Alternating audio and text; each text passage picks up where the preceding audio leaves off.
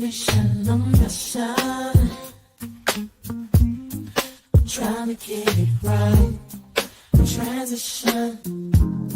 Changing the way that I see life. Transition mind. I'm on a mission. On a mission. Trying to get it right. I'm transitioning my life. Making a transition. Ooh, making a transition. Ooh, ooh, ooh, ooh, ooh, ooh. Making a transition. Ooh, ooh, ooh, ooh, ooh, ooh. Making a transition. Ooh, ooh. Trying to mission, a mission. I'm on a mission. On a mission, I'm trying to get it right. Changing the way that I see life. Transition in my life. On a mission. On a mission. On a mission.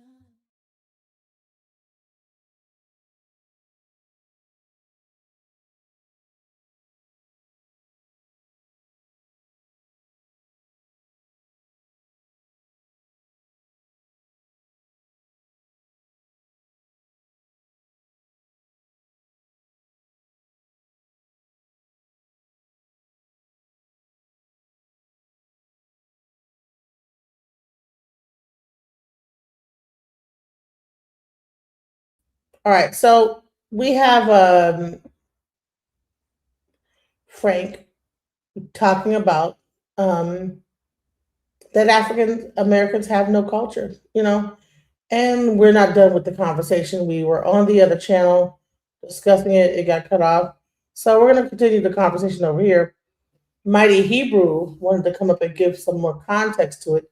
So let's get into it. Let's start off with some of the things that he has been saying, and then we'll let Mighty Hebrew come up and give his take. AIN. Gaijin is the Japanese word for foreigner. Do you know when you are a foreigner to Japanese? I prefer to be called a foreigner than No, black you know white man. when or where they will refer to you as a foreigner. When you're not born there? No, what I mean is when a Japanese, anyway, when the Japanese definition of the word foreigner is not when you visit his country. What is it? If 4 Japanese come to the United States, they refer to everybody here as Gaijin, the foreigners. Because Gaijin means those who are not like us. Okay. So it's not only when you go to their country. When they are in your country, all of you are Gaijin. Okay. So you're asking me, why do they call you, the black man white? Well, in Africa, we don't say that skin color is what identifies you with an ethnicity or a tribe or this. We don't. It's more of traits, personality, character. Yes.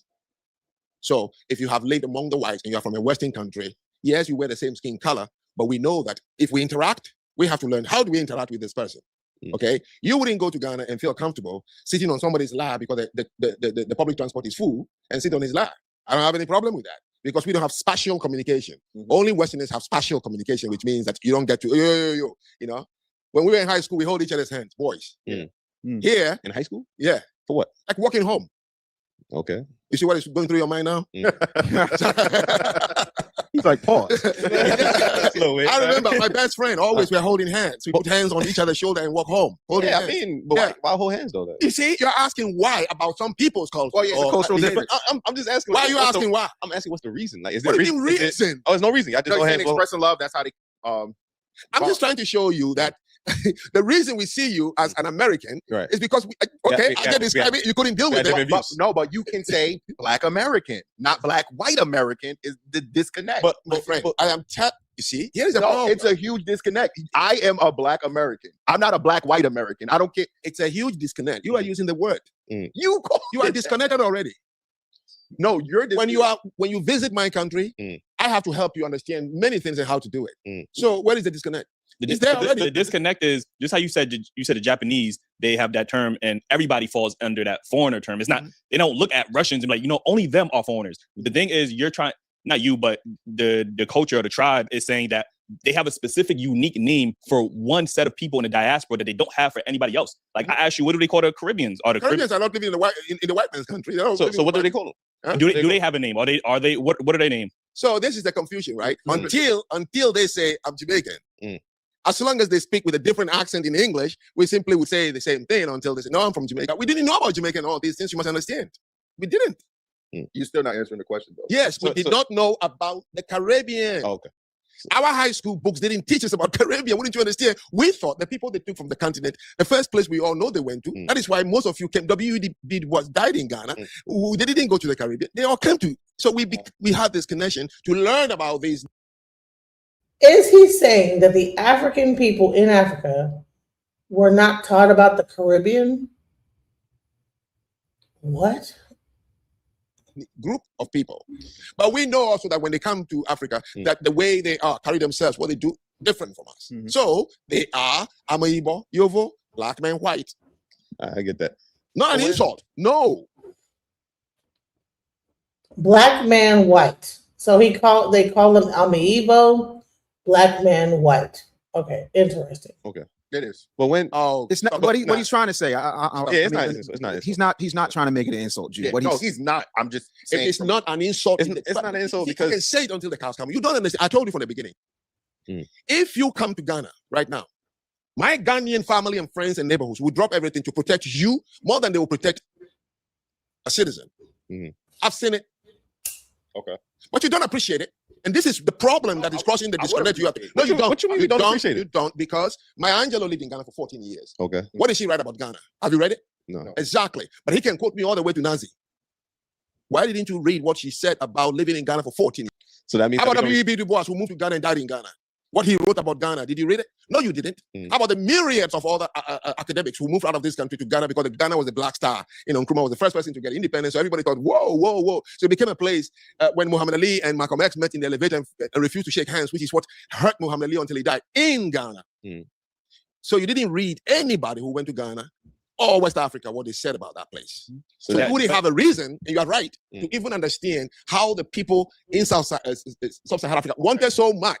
And then we arrive here. And then we have these kind of feelings, so we don't. Okay, so what I would say is, because I'm a man and a man of honor and respect, I apologize if I was taken. You're a good man. Right? You're a good man. But in the same way, I want you to understand, like, I'll even go to the minuscule thing of African booty scratch, whatever the case.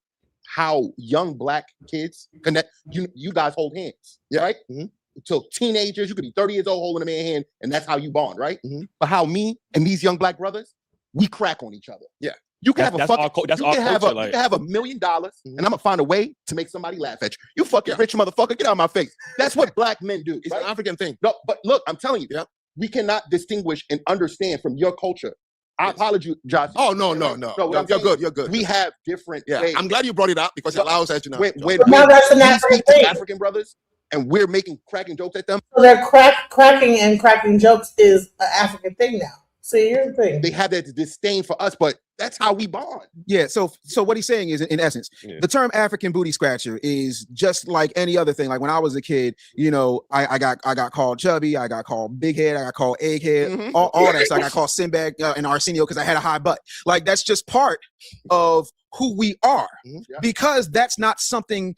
What's the word I'm looking for? That's something that's not uniquely ingrained in your culture. It can be a core memory insult to you, a sign of disrespect, a sign of disrespect when it's actually a term of endearment. It means that you part of the crew. Because you go try, but no. The year of return started in 2019 in Ghana. Yes. Do you know how many people have gone to Ghana? A lot, including Umar Johnson got a citizenship. Yep. Did anybody in Ghana, Nigeria, Benin, Togo call y'all by any name as an endearment? You don't call somebody with a name that is among you and you know he doesn't understand. So I understand you've done a good job. And I love what you said. They call us. What's the word you said for the white black man? Didn't I tell you it's a cultural? We understand you. Yeah, but we telling you that it's the same thing. Like, You are considering just because we said white, meaning that anyone who was not born raised in Africa is from a Western country, and we refer to all Western as Yovo. Right, and there's no offense meant. But that's a part of your culture, right? No. What you mean? No, that's specific to you and your culture. That's what you call people that's not from Western black people. A cultural thing. I'm just trying to tell you For people to understand the distinction and treat this person differently because he's not from here. He's a black Westerner. Right. But Western is usually when you use it, you're talking about European countries. Right. So that's it. It allows us to know that this person can do no wrong because he's not from here. Okay. Gotcha. Look, you want to really understand, then you got to refuse to have these conclusions and all that. Steve Harvey went to Ghana. He come back with a big pants on. Did he do a segment to just enlighten anybody here? No, he didn't. And go down the list of those of them who've gone there, shook hands with President Harvey, and then come back and don't say anything. Correct. Why don't they build a bridge? Why don't they build a disconnect and say, guys, look at the way I was treated, man. I just came here. Look at the way I was treated. Umar Johnson, with his head small at the top and big at the bottom, went to Ghana, got a citizenship, and grabbed the microphone asking for, where are my wives at? Where are my wives at? Is that a respectful thing to do in a country that gave you citizenship? We didn't say anything wrong against him. He's walking around making money, calling himself Prince of Pan-Africanism. Do you know where Pan-Africanism is? It's in Africa. He hijacked it. Have you heard any African tell him? He's talking about Dr. Umar. Stop it. No. But So now he's saying that Umar Johnson, by calling him in the Prince of Pan-Africanism, that, where is Africa? Well, no, the Pan-Africanism started in America, not Africa. if I say one thing about African Americans, you're looking down upon us. You're doing this upon us. Let's stop it. Especially for people like us who are more sophisticated. Oh, trust me. I came here because he made an impression. Saying they're on more me. sophisticated? Did he just say us that are more sophisticated? Hold on. Let me slow this down because he's saying a lot of stuff and kind of like cutting into. Hold on, let me slow this down a little bit because I'm like, what? Hold on.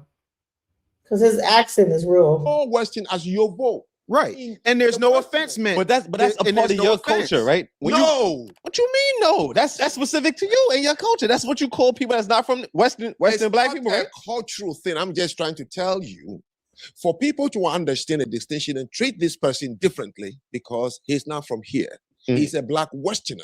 Right. But Western is usually when you use it, you're talking about European countries. Right. So that's it. It allows us to know that this person can do no wrong because he's not from here. Okay. Gotcha. Look, you want to really understand, then you got to refuse to have these conclusions and all that. Steve Harvey went to Ghana.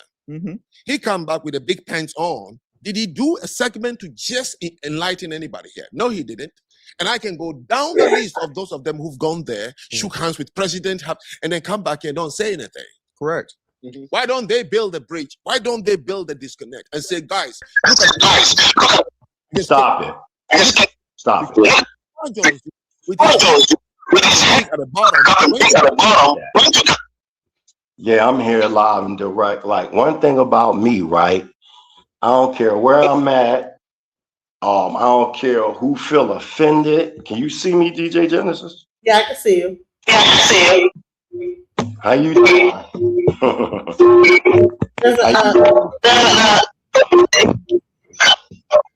There's a what?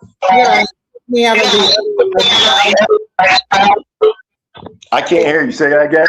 You're playing it on like another browser. Just cut that one off and then only play the StreamYard. Because it's like echoing. No, I'm coming straight from y'all. Oh, okay. You want me to log out and come back in? No, I'm gonna be quiet. I think what you gotta just mute yourself. All right, go ahead. Okay, cool. First and foremost, I give all praise and honor to York, the supreme intelligent, powerful one of our forefathers, Abraham, Yitzchak, and Yaakov. They were striving for righteousness' sake. I say into the family, Shalom Aleichem. Listen, I'm gonna get straight to the point. We're not gonna sit up here and play games. This is a total disrespectful man. You know what I mean? I've seen many of his dialogues. He just got crushed. Shout out to my homie from Rich Island Projects in Philly, Pennsylvania, the brother with the dreads. He crushed that dude. But let's get straight to the point. So we talking about what is culture, right? Because the argument is that Black Americans don't have culture. This is what you're constantly hearing. But when we come on the ground in Africa, what we seeing is them imitating us. So what is culture? Culture is a shared learned system of beliefs right? Values, customs, behaviors, and artifacts that characterize a group or society, acting as a blueprint for their way of life, guiding interactions and shaping their worldview from language and food to morals and art. It's not innate, but acquired through socialization. That's key. Consistently evolving and distinguishes one group from another. So that's Bill. That's Bill. So when cats talk about so-called Black Americans don't have no culture, I'm on the continent of Africa building as a social anthropologist. And when you look at the culture of 94% of the people in the continent, number one, most of these cultures was developed within the past 1,000 years to now. That's a fact. That's number one. Most people or most tribes in the continent of Africa where they reside at, that's not their original demarcation station. That's number two. One of the problems within African or continental African cultures is that they don't evolve. They stay stagnant. When you look at the Black American experience, you're actually seeing our culture evolving. Like, for instance, listen to what it says. It says culture is a shared, learned system of beliefs. Learned system. We're talking social behavior. This is why I'm breaking down that we, the foundational Black American, the original tribe of Judah, we did produce a new ethnogenesis. We did produce that. When you look at our mannerisms, our behavior, the way we deal with society, the way we just move, cook, dress, dance, you can clearly see that we created a whole nother culture, so to say, that differs from these people, man. And when we come over here to the continent of Africa, all I see is continental Africans imitating Black Americans. I'm on the continent. I've been to 17 African countries, and I'm seeing the same thing. And I'm also seeing an underhandingness when it comes to how they deal with us. How they deal with us. When I'm over here in Tanzania right now. Over here, all I see is on bajajis, which is like little taxi cab. All I see is Tupac, Biggie, KRS-One. All I'm seeing is people that represent Black American culture. That's all I see.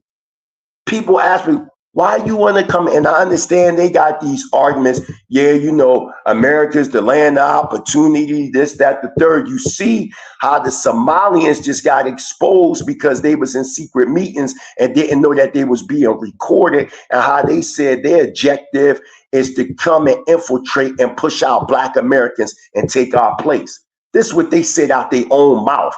So when people sit up here and say there isn't a disdain for Black Americans, and the nerve of this man to come on here and say we have no culture and this, that, when you say people have no culture, basically you saying we are no people. We just savages, we subhuman. This is what this man is saying without saying the words. To say that how can we exist without having a culture when culture is social behavior? You see how oxymoronic this dude sound? Culture is a shared, learned system of beliefs. We jump the broom, our slang, the way we move, how we define life. When you go to any urban city, I don't care if you're talking Philly, New York, Jersey, Detroit, Baltimore, wherever, we all share certain things that are common. If I go to DJ Genesis right now, family reunion, and then she come to my family reunion, we comfortable. No matter if she from over Detroit, Chicago area, in that area, and I'm from Philly. We have a common thread, even though certain things may vary because we from different states, different towns, different cities. But at the end of the day, we have a common thread. We have a common system of beliefs. We know that we don't disrespect women. We respect the elders in our community. I don't care. Like, for instance, I don't care where you from. Back in the day, if I'm doing something wrong on the street and Miss Betty see me, that's my ass gonna get whooped. And that occurred where DJ Genesis was from, where any of y'all was from the United States. We all had that common thread that the next door neighbor can whoop your behind if you out of pocket. That was in our culture. For y'all, yo, I'm pissed off for y'all to sit up here and try to justify that Black Americans don't have no culture. And we've been the spearhead of everything in existence when it came to the 19th, 20th, and 21st century. For y'all to sit up here, all the prominent scholars come from out of Black American experience. All of them. Whereas though, look at your Dr. John Herbert Clarks. Look at your Chancellor Williams, your Ben Amis, your Prince Hassan, your Yahweh Ben Yahweh, your Elijah Muhammad's. Come on, man. Come on, your sweet daddy grace, your father divine, father-in-law, Clarence 13X. There's never, Noble Dwally, there has never ever in the existence of the African experience in Africa experience like Black American experience. Why you think any revolutionary movement, they imitate Black Americans? It's always been Black Americans that been the best Pan-Africans, the best Muslims, the best Christians, the best Jews. I'm pissed off for that man to sit up there and say we don't have no culture, and for y'all to agree with that. It's crazy. That's crazy. That's crazy. That's why a lot of y'all need to be G-checked. Because y'all just coming up here saying, yeah, I agree with him. They don't have any culture. What kind of wicked shit is it? Y'all basically saying we not humans. That's what y'all saying. Culture is a learned system of beliefs, values, customs, behaviors, and artifacts that characterize a group or society. So you saying we don't have that as Black Americans? Say that this don't act as a blueprint for our way of life. You trying to say that God's actions shape our world view from language and food to morals? Oh, they speak English, man. Look, in Haiti, they speak Creole and French. We all been colonized by the beast, but it was different ways. But the difference is we had to look at the devil straight in his face. Who the one that put pants on that devil so you can identify who the devil is? We did that. Who enhanced Islam? Who enhanced the Kemetic thought like experience? Black Americans did that. We did that. And when you start talking about, music, you trying to say that the songs of Zion, now known as gospel music, didn't influence Black Americans all throughout the Caribbean, all throughout Africa. When you look at them African Zionists, we had gospel music too. Yeah, we had Gothic too. Yeah, we created that. Punk music. Watch this. Yeah, and when you break down South African music, a lot of their music was influenced by house music. House music, and this is no disrespect to nobody, but the facts is the facts. House music was created by Black homosexuals in Chicago. This is facts, because it was an off branch of disco music. And when you start talking about hip hop, you talking about funk music. They up here trying to tell us breakdancing came from Africa. No, it did not. Stop lying. Stop lying.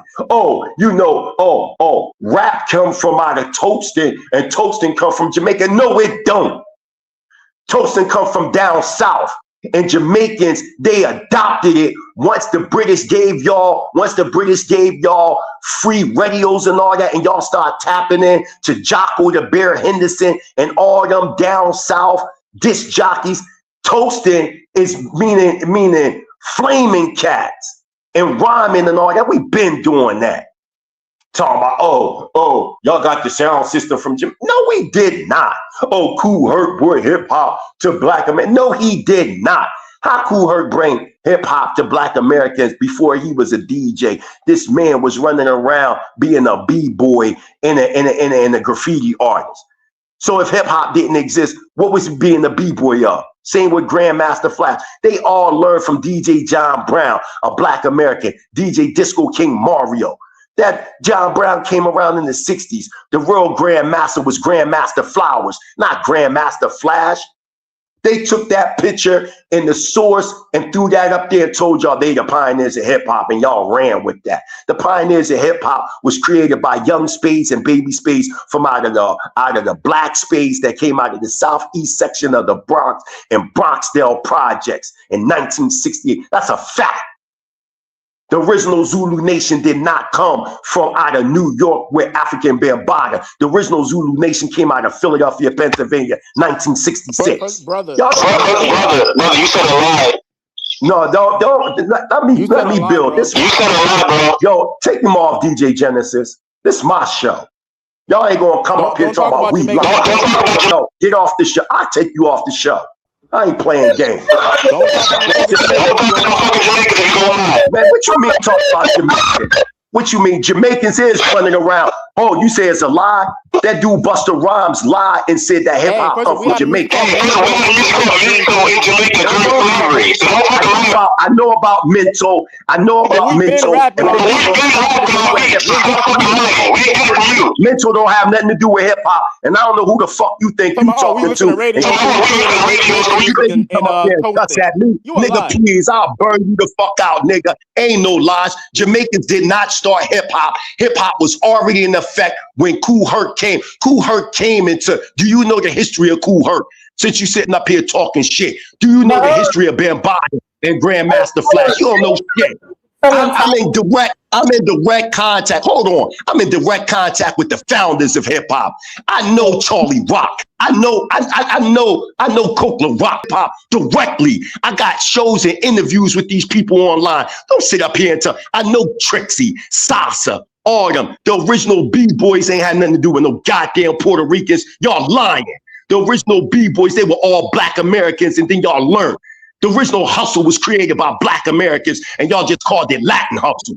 Y'all not gonna keep taking shit from us and think we won't smother your head to the ground. You don't know who you talking to. You don't know history because you ain't on the ground, young boy. I'm an old head in this, and I'm telling you, hip hop started from foundational black Americans, just like all the genre music started from us, and then y'all took it, and then y'all laid claim to it as if it's y'all's. Come on, stop fucking tethering over here. You can't come over here on this show and come at us and disrespect us. Say we have no culture, we have no history, we gave y'all everything. We died in that fucking country while we was over there fighting the white beast. Y'all was in your own little countries doing whatever y'all was doing. Y'all up there on the 14th Amendment that was created in 1868 for black slaves, former black slaves. Ain't had nothing to do with no fucking immigrants. Stop lying. All the game, y'all need to be severed from out of this conversation. Let us deal with our own backyard. Y'all take everything from us. Oh, 1 minute y'all praise us, and then y'all turn around and say we lie. I challenge any of y'all. Show me that Jamaicans created hip hop.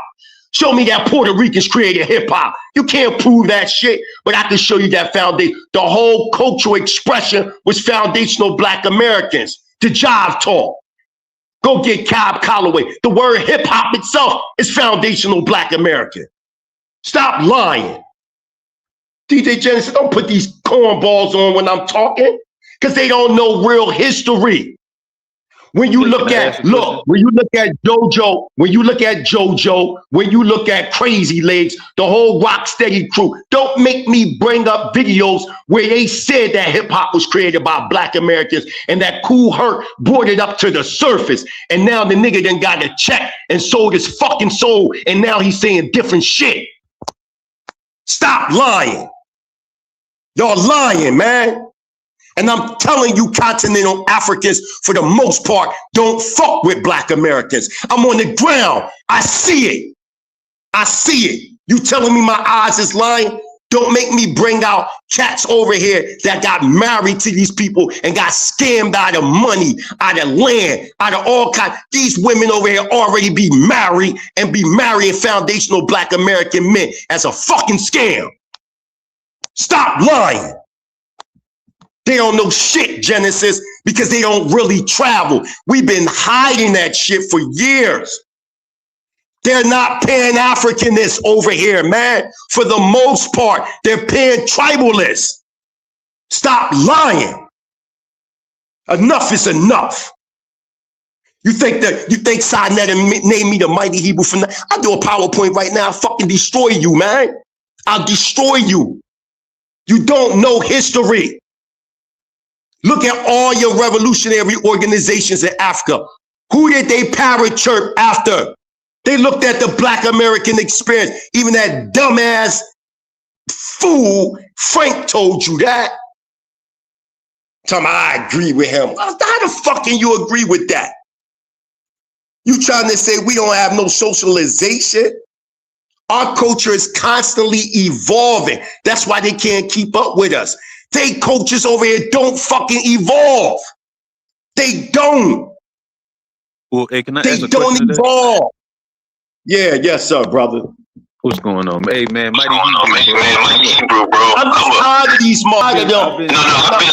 They don't got nothing to do with everybody on the panel. Nothing. If they not, I'm just tired of. I'm telling you what I see on the ground, and for them to sit up here and say this is not true, man.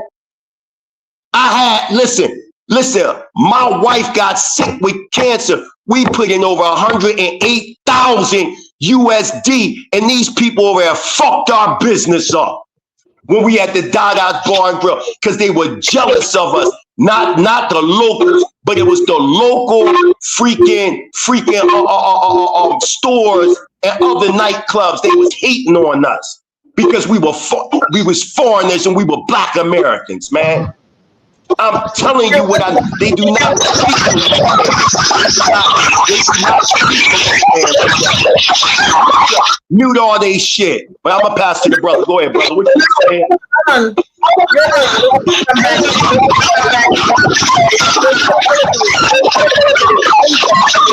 Genesis.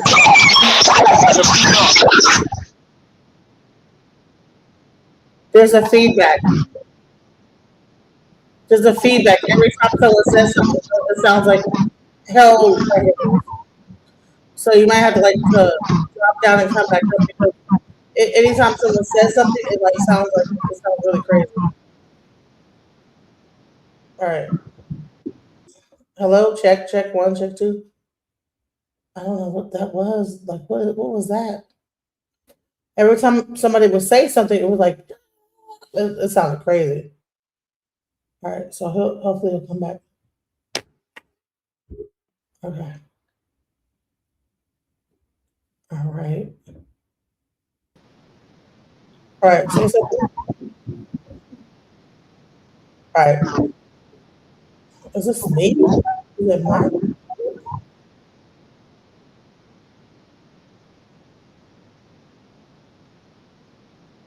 Say something. Does that thing?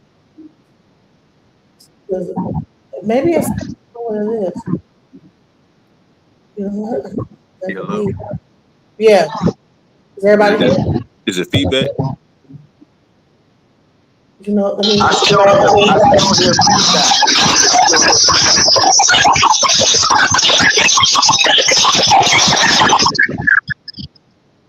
You hear that?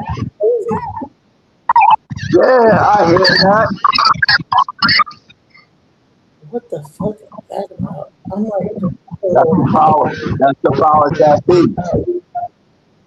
Because I'm slaying this motherfucker. but you know what? Maybe, Can you hear my voice? go ahead. Yeah, I can hear you now. Y'all, I can hear Okay, you. perfect. You can hear me clearly though, clearly, without no mess. Y'all, I can hear you clear. I can hear you clear, bro. Okay. This is the part where we have to actually get into reasoning now, because there's a lot of stuff you said that was wrong. You said when Jamaicans was freed by the British, who was listening to radio and got toasting from Black American music. That is wrong. We've had that since the 1700s in Jamaica. That comes from slavery in Jamaica. We had spirituals in Jamaica since the 1700s. See, all this stuff y'all like to say credit for a lot of. What? Listen. What is that? Listen, I'm talking about the style. What do you mean style? Not me, What are you man. talking about? Listen, that what you tried to bring up, I am telling you the way that we toast over here in America, in the United States, is the foundation of what you hear toasting in hip hop. See, what you trying to do is, hold up. I am telling you, okay, watch this, bro. Let's do this. What did Kool Herc bring? We go, because remember, the argument amongst Jamaicans that claim that hip hop came from Jamaicans. Forget about hip hop. By the way, hold on, bro. Hold on, no. We gonna break this down. No. Yo. I am telling you when you listen to. No, hold on. No, we're not talking lies, because right now I could put your elders up out of their own mouths that created Sky Music that they found. Storytelling. Hold on. No. You're not. Hold on. All right, let's set this down. Yo, DJ Genesis, let's put his elders up. No, we ain't got to argue that. We gonna argue. We gonna show you with your elders. No, we're gonna show you. We're gonna show you with the people that created. No. I'm not gonna let you talk. You're not gonna say nothing until I'm done. We're gonna no. What we're gonna do is break it down. Yo, you don't control nothing on here. DJ Genesis, that's my people. Yo, you know what, man? I don't give a fuck who you are. This is my show. You on my line. I just want an echo chamber. No. You're on. You want to see if you on my line or not? This. You don't know who Genesis is to me. Shut up. You on my shit talking shit. Now let's break down piece by piece what you said. Your argument is that Toasting go back to the 1700s. No, it does not. Toasting was born out of things previous. When you look at the style of toasting or roasting, that shit go back to down south. This is a fact. When you look at, you're lying. No. You keep saying I'm wrong, but your elders are saying I'm right. Listen, don't tell me. I've been to Jamaica. What are you talking about? Don't tell me nothing about no fucking Jamaicans, bro. I warned against the Jamaicans when we were fighting the Charlotte Posse out there in Philly, dog. Don't tell me shit about no fucking Jamaicans, dog. You a young boy to me. You don't know shit. And I'm telling you that they don't have nothing to do with hip hop. Jamaicans don't have nothing. All that when you talk about the merry-go-round, when you talk about the you know how you talk about the merry-go-round and all that was created by Cool. Yo, you know that the merry-go-round, it wasn't called the merry-go-round. I'm talking straight to you. Who the fuck is Genesis? Take him off the show. Fuck all this shit. Yo, get him off the show. Oh, no, don't take him off. Muting. What I'm telling you is that when you talk about this stuff, notice how he trying to go somewhere where nobody can grab it. Hip hop came out of the civil rights movement and the Black Power movement, man. Stop fucking lying, dog. When you look at the foundation, so listen, let's do this. Let's listen to what your elders say. The founders of Sky Music. This is what they say out there. Hold on.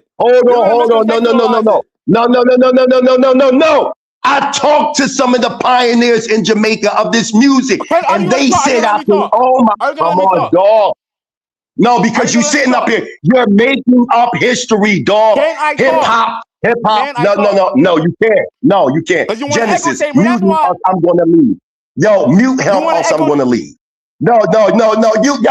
Who are you talking to? You want to echo? Who the fuck is you talking to? You disrespecting elders. Get off the fucking panel. If you're not going to respect your elders. Get off the fucking panel, nigga. Fuck out of here. I don't respect these motherfucking tethers that come on out. He's a fucking tether. Who the fuck is this nigga? Fuck him. Now, this is what I'm saying. I am telling you that your own pioneers, fuck the bullshit. If you go right now, DJ Genesis, to something called The Culture 1971, we got their own pioneers that created Sky Music and all that dance hall shit. And they tell you, we learned from Black Americans. We were imitating Black Americans. They was imitating Nat King Cole. They was imitating the Four Tops. Look at Bob Marley. Before he was this Bob Marley, remember he was the Wailers. He was trying to imitate the Four Tops and the Temptations and all them different people. These is facts, man. And then even they break down the sound of the beat when they play the acoustic. They show you how they originally was playing it the way Black Americans was playing it. But then as time developed, they wind up just removing one of the notes and creating their own sound. They tell you this out of their own mind. That's why I respect the elders in Jamaica, because the elders in Jamaica, they not like these young people. Y'all lying, man.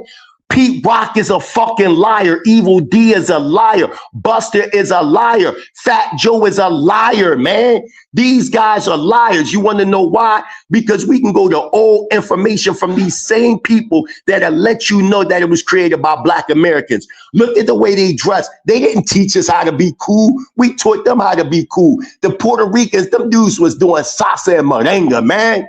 I'm telling you facts, man. I'm telling you facts. What we know as hip hop, gang culture, man. Hip hop was created a Pacific gang, the Black Spades. If I'm lying, why ain't no gangs in New York saying that what the Black Spades is saying is incorrect? I know DJ FaZe personally. I know Young Black Jack. I know Green Eye Genie, Green Eye Stan. He the one that made Timberlands popular. Y'all don't know shit about hip hop. The wearing the Puma sweatsuits and the Adidas sweatsuits and all that shit come from Green Eye Stan. I got Bambaataa out of his own mouth telling you that the pioneer of hip hop is DJ Disco King Mario. I know DJ Disco King Mario's daughter Mina personally. You can't tell me nothing about no damn hip hop, and I'm going directly to the people of hip hop. You can't tell me that graffiti was started by some Puerto Ricans when in fact we got people that came from Philadelphia, PA. Yeah, I mean, teaching Taki and all them cats. Don't tell me coming from out of 32nd and Dime. That come from out of black gangs of Philly graffiti in the 1940s. And then Cornbread in 1965 made it into an artistic form, and that's why he's known as the godfather of graffiti. Y'all don't know shit, man. And then you got to look at who we talking to. People that don't respect our elders. These guys is tethers, man. Listen, you know how you know we telling the truth? Because when you look, this is how the Jamaican sound got into hip hop, bro. Kool Herc wasn't playing none of that stuff. DJ Genesis, he wasn't playing none of that stuff. The Fat Boys are the first ones that brought that sound. The Fat Boys and a guy by the name of Shine. Don't give me that crack, don't give me that. And then you see NWA later on and KRS-One and all that bringing that sound. Listen to my 9mm go bang. But before all that, you ain't never hear none of that stuff in hip hop. That was brought into hip hop. So this guy don't know what he talking about, man. We had all the 5 elements of hip hop before it became codified in the southeast section of the Bronx, out of Bronxdale Project. It don't come from no fucking Kool Herc, man. Y'all going with that narrative that in 1973 that the first party was at Kool Herc's house. Don't make me bring DJ FaZe here, one of the founders of hip hop. Hip hop was created by, DJ Genesis. Hip hop was created by pre-teens that were known as the Little Rascals from out of Bronxdale Projects. And they became absorbed into the Black Spades, and they were known as Baby Spades. You had a boy by the name of Little Drummer Boy, or Booby, who today is known as DJ FaZe. He is the one that started messing with the one turntable. We talking about 1969, 1970, playing with the drums and all that. With DJ Disco King, he was a direct understudy of DJ Disco King Mario. These are facts, man. They try to lie and say DJ Disco King Mario was half Puerto Rican when he wasn't. His family had to come out and say, these are lies. The reason why he got the name Mario, because my mama just liked that name. My Ima just liked that name. They tried to tell you Trixie was Puerto Rican. Trixie had to come on and say, he's the founder of original breakdancing known as Burning. We did, that stuff come out of gang culture, man, particularly the Black Spades. What if they try to bring in the ghetto boys and the Ghetto Brothers and all that. Them dudes was trying to be, what's them dude, the Beatles and all that. Go listen to the music of the late 60s and 70s of the Puerto Ricans and Jamaicans. Go look at some of them old videos and you will see that they didn't have nothing to do with hip hop, man. All you got to do is look at it. It came out of Black American gang culture, specifically the Black Spades, So who was a Maxine Powell? preteen. Who is Maxine Powell? What this got to do with hip hop, dog? They literally You just was come out of teaching nowhere. black folks Who how is to act like Maxine? white I people. don't argue. I don't argue without facts. Look, So y'all I'm putting up the imitated facts white right now. folks, Watch and you this. talk about we imitated black folks. Excuse me, Get DJ some real Genesis. history. Could you real quick? Could you real quick Maxine type in Powell. Jamaican Pioneer? Y'all was imitating white Can you, people. I know who Maxine Powell, but And y'all that was ain't got nothing imitating to do them. with what I'm Y'all talking was about. talking your Yo, hair. mute All that him. stuff. Y'all was Mute imitating him. white folks. Mute him. Y'all got the Afro. Mute him. not- Y'all got the Afro style. Y'all got the Afro style from Black Americans, the resistant movements from Black Americans. All right, watch this. With resistant movement that's powerful, that had the high sciences that you see in Black Americans that Jamaicans created. Oh, you want me to look up Jamaican what? Nothing. Listen, when we look, for instance, the nation Gods and Earth, I'm just going to use that as just one out of many examples. The nation Gods and Earth is an off branch of the Nation of Islam that came from Clans 13X, whose law. When you look at the B-boy stands, that's the 5% stand, man. That's a Black American stand. The way we was dressing, the sweatsuits, all that shit come from Black Americans, man. Dressing cool, dressing fly, our job talk, all that. The dominant culture of the time is Black American culture. You got James Brown. You got the Last Poets. And remember the Puerto Rican boy, he came later. The founder of the Last Poets, I know him personally. He's a Hebrew Israelite elder of mine. His slave name is David Nelson, but his Hebrew name is Zaquin Adam Zaquin Dawid ben Yisrael. I brought him on he's the leader and the founder of the Last Poets. I brought him on the score. And when you hear the Last Poets, they was already rhyming. They was already in the revolution. We had the Black Panthers. They made the Young Lords. Everything we did, they imitated that, man. When I was coming up in the 70s and 80s and going to school with Puerto Ricans and all that, they wasn't dressing like us. I'm from Philly. I'm right next door to New York. Even when I was going back and forth up top to New York, to the Apple and all that, they wasn't dressing like us, man. We always been fly, man. We always been fly. We are the dominant culture. So naturally, we would influence them. Like if you go to Puerto Rico right now, the only hip hop you see, you could clearly see that it came from the States there. But if you look around, you can see that there is no influences of hip hop around. That's how you know that hip hop didn't come from Puerto Rico. You could clearly see hip hop did not come from Jamaica. The pioneers, you can go right on the culture, look at the pioneers of the modern day Jamaican sound, and they say, yo, the truth is our sound comes from Black American sound. The Motown, all that stuff come from out of Motown, man. That's a fact. You got to look at the political uprising that was going on in the 60s to understand hip hop, man. You got to look at the Black Power movement, foundational Black Americans. When you look at the Civil Rights movement, foundational Black Americans. Even when you look at the Immigration Act of 1965, that came because of the blood, sweat, and tears of foundational Black Americans, the so-called African Americans, the tribe of Judah. That ain't had nothing to do. No immigrants. They wasn't over here dying in the drones like Black Americans. The problem I have is for him to come into our world and be disrespectful. Who the fuck is this dude? That's like me coming into his home disrespecting him, or coming on his platform disrespecting him. This is what these guys do. They tether on different people. DJ Jennings, you family, you my family. We don't know these people. They just tethering on, jumping on platforms and just saying what they want to say out their mouth. The 1700s have nothing to do with toasting that was developed in the 1940s, 50s, and 60s. Just like we talk about breakdancing, you can go to 1934 videos, you see us breakdancing in the United States. You go back to 1946 with the Noah song, you already see us rap. We have receipts, they don't have receipts. They just got, this guy said this guy said that. We can show constant old footage. Don't make me have DJ Genesis real quick. Throw up Trixie, the founder of breakdancing. Just type that in and share that. Just type in Trixie, right? Trixie, the founder of breakdancing, like 2 minutes. And he's the creator of breakdancing. He created it.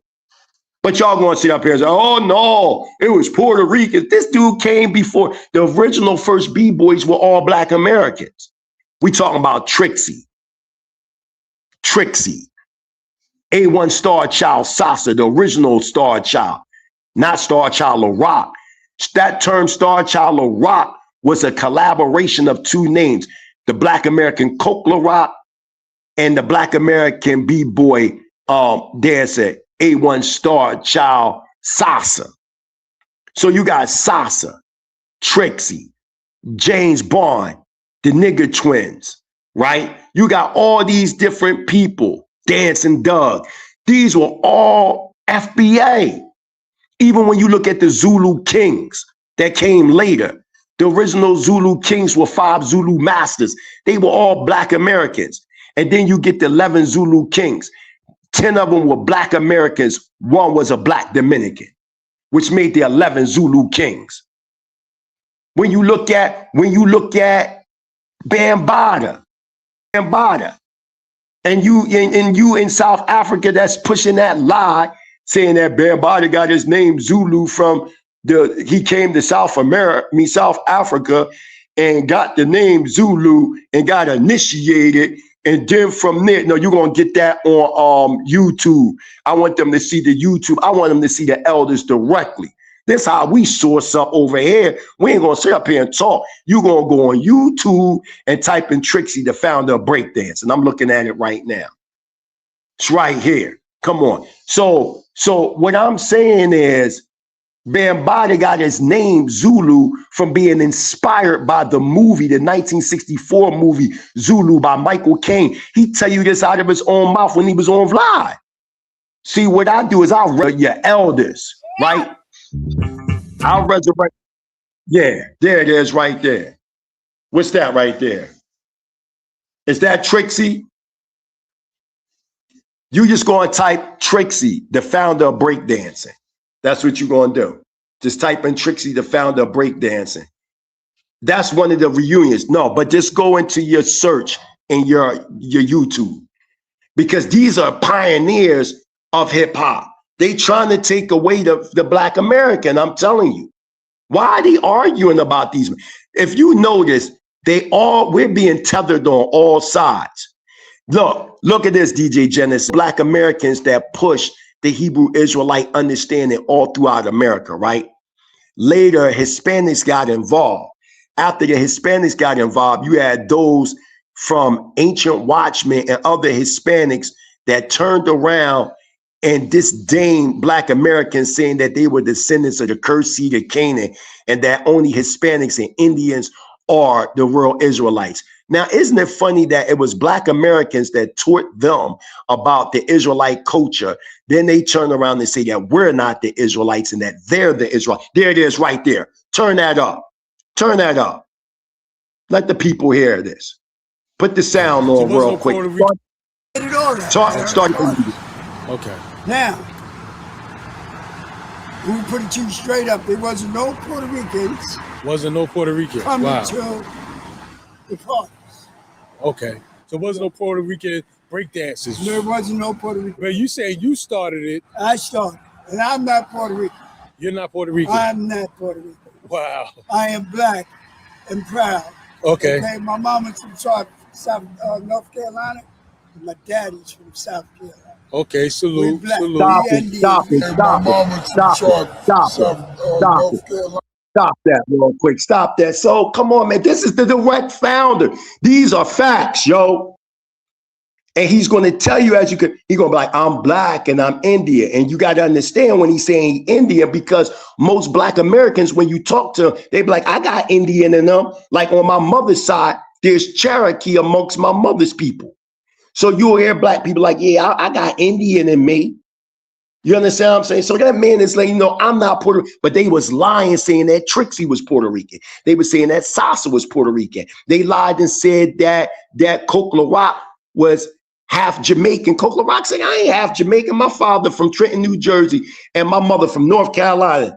Like all these elders that they lied on and tried to say they had some type of Caribbean heritage came out and said none of that shit is true. None of it is true. Because y'all got to remember DJ Disco King Mario, he died in 1994. So he wasn't able to put his business. Let's look at it from what it is.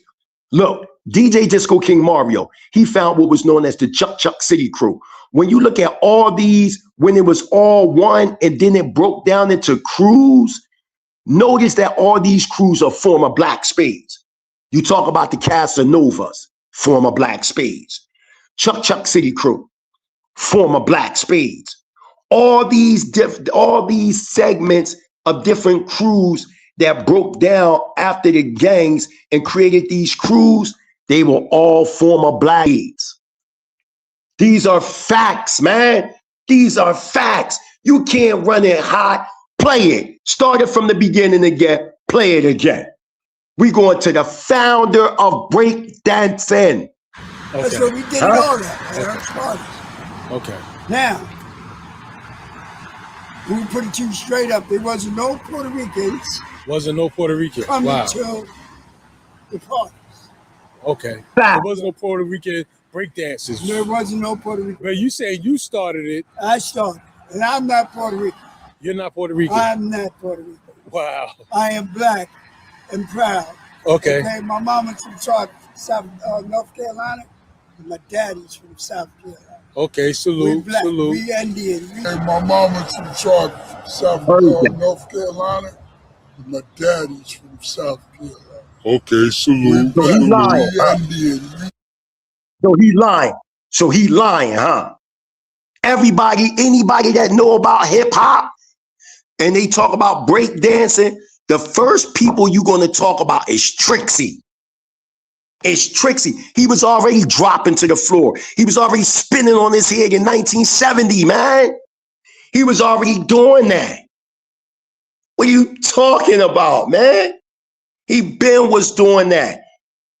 We not talking about, listen, when you look at James Brown, you got to remember these young spades and these baby spades, they were influenced by funk music, the Black Power movement, and the Civil Rights movement.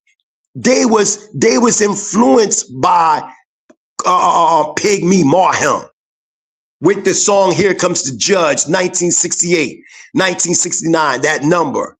The Noah song, 1945 by the Jubilees. They was influenced by rap music from the 40s, 50s, and 60s. They ain't got none of that. Watch this. Type in this. Type in Jamaican reggae pioneers say they were influenced by Black music. Type that in. We gonna go to the pioneers out of their own mouth, man. We ain't got to listen to these guys coming on telling us that ain't true. That ain't true. All right, then, well, let's see what the pioneers say out their mouth. And call them lies. I resurrect your elders. That's what I do. I resurrect your elders and make you debate your elders. Don't come debating us. First, debate your elders. Before you come debating us, debate your elders and say, well, why your elders say Jamaican reggae pioneers talk about African American influences. Matter of fact, let me get it so I can be totally correct. Like, don't let them people tell you, oh no, you ain't got no culture, you ain't got no history, you ain't there. It is right there. Turn that. Turn that. We would listen to a Dionne Warwick song and try to sing it exactly as Dionne did it. If you are a group, you would try to study the Supremes, Martha Reeves and the Vandellas. If there was a group who comes from abroad to our shores, we would want to go and see them because they have something to teach us. It all came from the American R&B music, you know, because we're always being influenced by the Impressions, all them soul R&B groups. we start imitating the rhythm and blues songs. Like say, Smiley Lewis or Professor. Stop. Now, you got to hear this. This is out of their own mouths, man.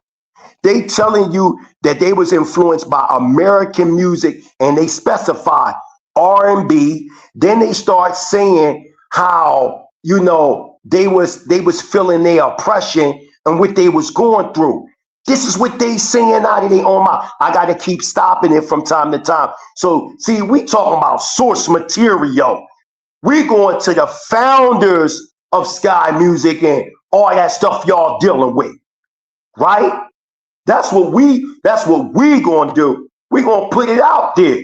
Since you sitting up here saying, oh, y'all lying, y'all saying this, press play, DJ Genesis. Along here, Louis Jordan, and you know, those kind of beat, we try to imitate it. When we was playing the boogie woogie and the shuffle and thing like that, we realized that we were definitely swatting or copying the American stuff. We did some rhythm and blues, tried to copy the rhythm and blues with that driving beat. It was all about rhythm and blues. Stop, man, stop, come on, man.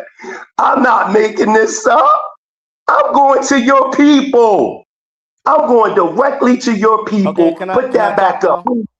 Are you gonna interrupt me? No. After your elders, after your elders, this is all I want you to address. After your elders say what they say, I want you to debate your elders. No, before you can come, you're saying it without context. No, I'm saying before you get to what I'm saying to you, young brother.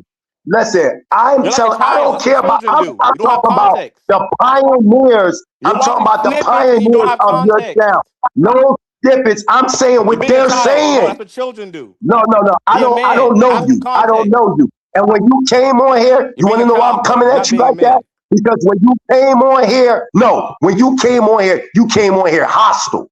When you first came, you didn't come like the other brother did. When the other brother came, he talked with respect, but he fell off. And you seen, he calmed down. But you, I don't even know you. I don't even fucking know you, dog. This is my show. This is my, no. People around the world know who I am. People around the, you type me up, people around the world know who I am.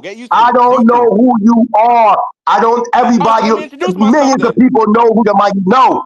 What I want you to do after Genesis finished throwing up with your people said, I want you to discuss with your people. I want you to resurrect your people. Hold on. How can you even come to us? No, this is my argument with you, bro. How can you come to us and argue with us when you haven't even argued with your own people? Why is the pioneers of Jamaican Sky dance hall music? Press play. We supposed to go to the source. You're not being honest because of the simple fact. Mute him again. Mute him, Genesis. Fuck that. I don't fuck with you for the simple fact that the way you came on and you ain't know you was gonna get that smoke like that. You thought you was just talking to some nut ass nigga. Now, I don't know you. I don't know you. I don't give a fuck who you are. And I don't know you. If you should have came on here with respect, press that play and let your people tell the truth about where they got their sound from. Stop lying. We've cut them cane and things. But while you're there cutting cane, if you buy rhythm and blues, 6 times more money you get because you're going to sell it back to sound system people. So everybody anxious to go to the farmer, but not for cut cane. They want to go buy some record. Fierce competition, Dodd and Arthur Duke Reid, combining Kingston, and would continue to control the Jamaican music business for the next 15 years. The reggae artist was rapping on that music back in the 70s and late 60s. Coxsone Sound System was a sound system to create disc jockeys that would use the microphone in between records. All the other DJs before our time, they would only just put on the records or either dance with a girl or drink a beer. But it wasn't anything exciting. Well, I'm Clement Dodd, better known as Sir Coxsone Downbeat. Master of the Royal Society of Jazz and King of Sound System. Stop. Stop. You don't get struck. So after this, we got, listen, these dudes is coming from different musical societies and all that. This dude right here, he's the founder of the sound systems over there in Jamaica. And he's going to tell you where he got the sound systems from. He's going to tell you when he was going to Florida and when he would take his breaks off from work, he was going to like these different juke joints, these southern juke joints, and they learned how to make the sound systems from the jukeboxes, man, from the Black American jukeboxes, man. Press play. Well, yes, we had Martha Richards radio, and we used to listen to the foreign station a lot, like Voice of America, listening to people like Billy Eckstine and Sierra Vaughan, Lionel Lampton, Louis Jordan, you know. So where did you get the idea to go to America? Well, in the early days, it was a popular thing of the recruiting men for Florida, you know, to either work in fruit or vegetable or the sugar cane. So did you mix with the Americans at all, or? Well, at work. Yeah, at work we mix with it. And weekend, you know, when you go partying, you mix a lot with the Americans. So would the parties be in town, or? Yes, more, yeah, you'd say in town. It's quite different with the band.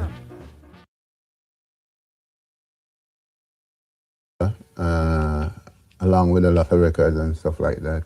So you knew that was what you were going to do? Yes, and I sent diagram of how like the box will be built. Then my old lady got involved, gave out the boxes, and she just started. As a matter of fact, she was the very first female DJ in Jamaica. I get ideas from some of the jukebox, you know, to build these boxes with a lot of glass and fancy stuff and writing on it. Was he speaking? No, the speaking wasn't really in the swing. I came back and changed that with a lot of toasting, you know. Did you get that idea from America? America, right. And then I got together with Count Masuki. Stop. And, you know. Stop. DJ Genesis, what did that man just say out of his mouth? But he got toasting from America. He got it from black. He was in Florida. He was going to them juke joints. He was hanging with us. He looked at the Black American, or what they call African American jukeboxes. He took that back to Jamaica and created the sound systems. He said that out of his own mouth, man. He tell you that they was what they would call in patois, swatting, meaning that they were copying off of our sound, man. The foundation of reggae music come from Black American music. This is a fact, man. And for y'all to sit up here and play these games, why y'all elders saying this? I'm going to your elders, man. The founders of ska music. Why? They're going to show you in this same doco piece, they're going to show you how they changed the acoustic, how they was originally dealing with the Black American acoustic sound. And as they developed, they changed one sound to create their own sound. These are facts, man. So you try to tell me that Afrobeat don't go back to funk music? I can prove these things because the founder of it said it. Why would I listen to y'all if I'm going directly to the founder and the founder saying live on video who he was influenced by to create this genre? What are y'all talking about? Hip hop didn't come into Africa until 1983. First it went to Senegal and then it went over there to South Africa. Y'all don't know history. They was being influenced by watching movies like Wild Style, The Warriors, Breaking, Beat Street. Beat Street, a lot of that shit was lies, man. That was like the third generation of hip hop. The first generation was like DJ Disco King Mario, DJ Tex Hollywood, DJ Cool D, the Mixologist, all of them. That was like the first wave. Then the second wave was like Kool Herc, Bambaataa, because originally Bambaataa was a savage nomad. They don't know shit. And then he became absorbed into the Black Spade. The Zero on First Division, that came from out of Bronx down. And then they started creating divisions all throughout the Bronx and even as far as other boroughs throughout New York. I'm from Philly, and I know history better than y'all that claim that hip hop started from Jamaicans and Puerto Ricans that claim they from New York. And then I get the pioneer. I just did a show like 8 months ago with Trixie. I just was on with Sasa. I talked to Charlie Rock, man. I talked to these people directly. My old head is Cornbread from out of North Philly. The Godfather Graffiti. Press play. I'll resurrect your elders. You think Sa Neter named me the Mighty Hebrew for nothing? Really know I'll destroy y'all. That's why he stopped that. Because he know how I play. Yo, throw up here, throw it up here. Just for that difference, this is why we decide to really come up and stick to the scale.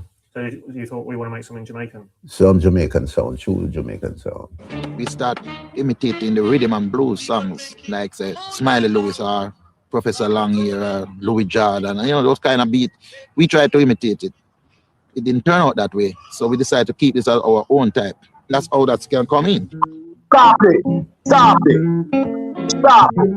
It's sad that sister, it's people in the chat, shout out to all of them. They know my work. Some of them on there know my work. And this is what I do. And one of them said, it's sad that it had to come down there. Yeah.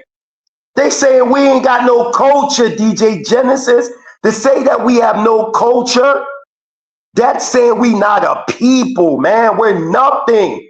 Everybody on the planet got culture except Black Americans, but everybody biting off our shit and laying claim as the man told you just now. He said, yo, we was copying. We was copying off them Black Americans, but we wanted to make it our own. He just said, now watch what these is your elders in Hebrew, your Zakwanim. These are your elders telling you this stuff, man. Are y'all telling me y'all elders is lying? These are the founders of the sound that you listen to today. These are the founders. And you trying to say that's a lie. Busta Rhymes is a fucking liar, man. You think because he Busta Rhymes, I ain't gonna say that? He's a goddamn liar. Evil D, Pete Rock, them dudes is lying. That's why they was hoping for the original pioneers to die. I'm not talking about people that contributed to hip hop. I'm talking about the actual founders of hip hop that are still alive. Said you a motherfucking liar. You a liar. And just like they try to tether the Hebrew Israelite culture with the ancient watchmen and all them different Hispanic anti-black hate movements claiming that the Israelites, right? They trying to tether it away now when you got continental Africans, Black Americans, they ain't got no culture. But your whole sound, the foundation of your whole sound come from us. Y'all ain't know that? Y'all didn't know Afrobeat was founded off of funk music and that the founder said that out of his own mouth? Y'all didn't know that? Y'all didn't know that all the major revolutionary organizations in Africa mimic Black American revolutionary organizations? Y'all ain't know that? Y'all ain't know that the greatest Afrocentric scholars come from Black Americans? Y'all ain't know that? Y'all didn't know that? Y'all didn't know that? Y'all didn't know these? Come on, man. Press play. Watch this. Press play.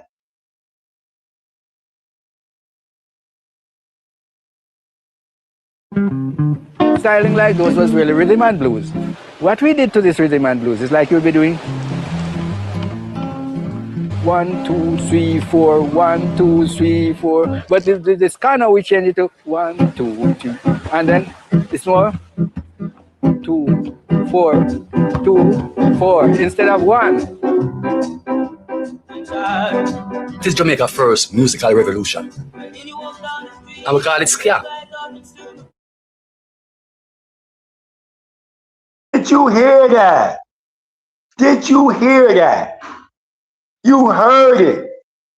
They took the sound of rhythm and blues. 1, 2, 3, 4. 1, 2, 3. And all they did was take a note away. Come on, man. This is dumb. This is pure fuckery now. This is fuckery, man. Now we're about to get hard on you. Since y'all want to tether and talk all the talk, go to the Culture 1971, Jen. I'm going to bomb y'all up today. I'm in the mood to do that. I'm in the mood to do that. Now, what I want them to do is respond to your elders. These are the founders. They told y'all where the sound system came, that they didn't copy, right? They told y'all that. They told y'all how they were influenced and they was swatting and they was copying from rhythm and blues, Motown, all that. Dionne Warwick, Nat King. They told you, Fats Domino. They let you know all that. They told you that they took the rhythm and blues sound. 1, 2, 3, 4, 1. They changed it. They told you how when they was coming to Florida to get work, that they was going to these joints, juke joints, and they learned about the jukeboxes and took it back to Jamaica and created their sound. They tell you these things. When you look at hip hop and when you look at the sound of funk music and the revolution that was going on in the 60s, listen to the sound in America and then listen to the sound of James Brown. Where's James Brown at in America, in Jamaica at that time in the 60s? James Brown put the fucking funk to that shit. Where's your Parliament Funkadelic? When you look at African Bambaataa, who was he imitating? Parliament Funkadelic. What are y'all talking with the spaceship and Sun Ra? Because Sun Ra believed that he was an incarnation of an Egyptian deity that came from out of the planet Saturn, man. I'm telling you facts. I'm telling you facts. Look at the way Bambaataa was dressing and the Soul Sonic Force. They was dressing like Parliament and coming down with spaceships and all. They were influenced by the funk. They wasn't influenced by nothing in Jamaica. They wasn't influenced by nothing in Puerto Rico. Y'all lying. Go to the culture. Go back to the culture, DJ Genesis. I'm about to spray y'all with an AK, a knowledgeable AK. Cause y'all don't know nothing. Don't make me call DJ Phase on here. Don't make me call DJ Disco King Mario daughter on this joint. I'll bomb you. Talking about how you gonna talk about hip hop? You don't even know no pioneer. Better stop listening to that damn fool, Dr. Derek Cologne. Lying on hip hop. We can go straight to the pioneers, directly the founders. We can go directly to them, right? I kind of say of the youth, by the youth, for the youth. This genre of music. My take on it is like, yeah, for the youth, by the youth, of the youth is my take on it. When they said hip hop was for the youth and by the youth, I totally agree with that. Hip hop was stolen from 8, 9, 10, 11-year-old kids. Hip hop was a youth-oriented. Stop it. These are the pioneers. Yo, DJ Genesis, read my mind. How you went there? This is exactly where I wanted you to go. You read my mind. I didn't tell DJ Genesis to go there. But this is exactly where I was going to. Come on, man. That's Charlie Rock. That's DJ Phase. They telling you that it was a youth-oriented movement. Didn't I not tell you that hip-hop was created by the Little Rascals, which was absorbed in the black space, and they became known as the baby space? That was Green Eye Stan. That was Young Blackjack and the Young Spades. that was DJ FaZe right there, known as Booby, or the Drummer Boy, man. These are the founders. These are the direct founders of hip hop. These are the founders. I'm not talking about no goddamn people that came later and contributed to hip hop. I'm talking about the inception of it. Press play. Right. It's not adults. Right. It's youth oriented. Right. Any adults were very young, very young. Right. And those adults were still connected to us. My take on it was like, yeah, for the youth, by the youth, of the youth. Hip hop was started for the youth, by the youth. So I agree when Chuck D said that. But my concern with Chuck D, when he said his comments, was that these myths and these lies, these hip hop lies that's been circulating for so long, or I shouldn't even say lies, I should say unconfirmed rumors. You know what I'm saying? One of the unconfirmed rumors that I have an issue with is that Kool Herc brought the 2 turntables and a microphone concept to the Bronx or to New York City or to America.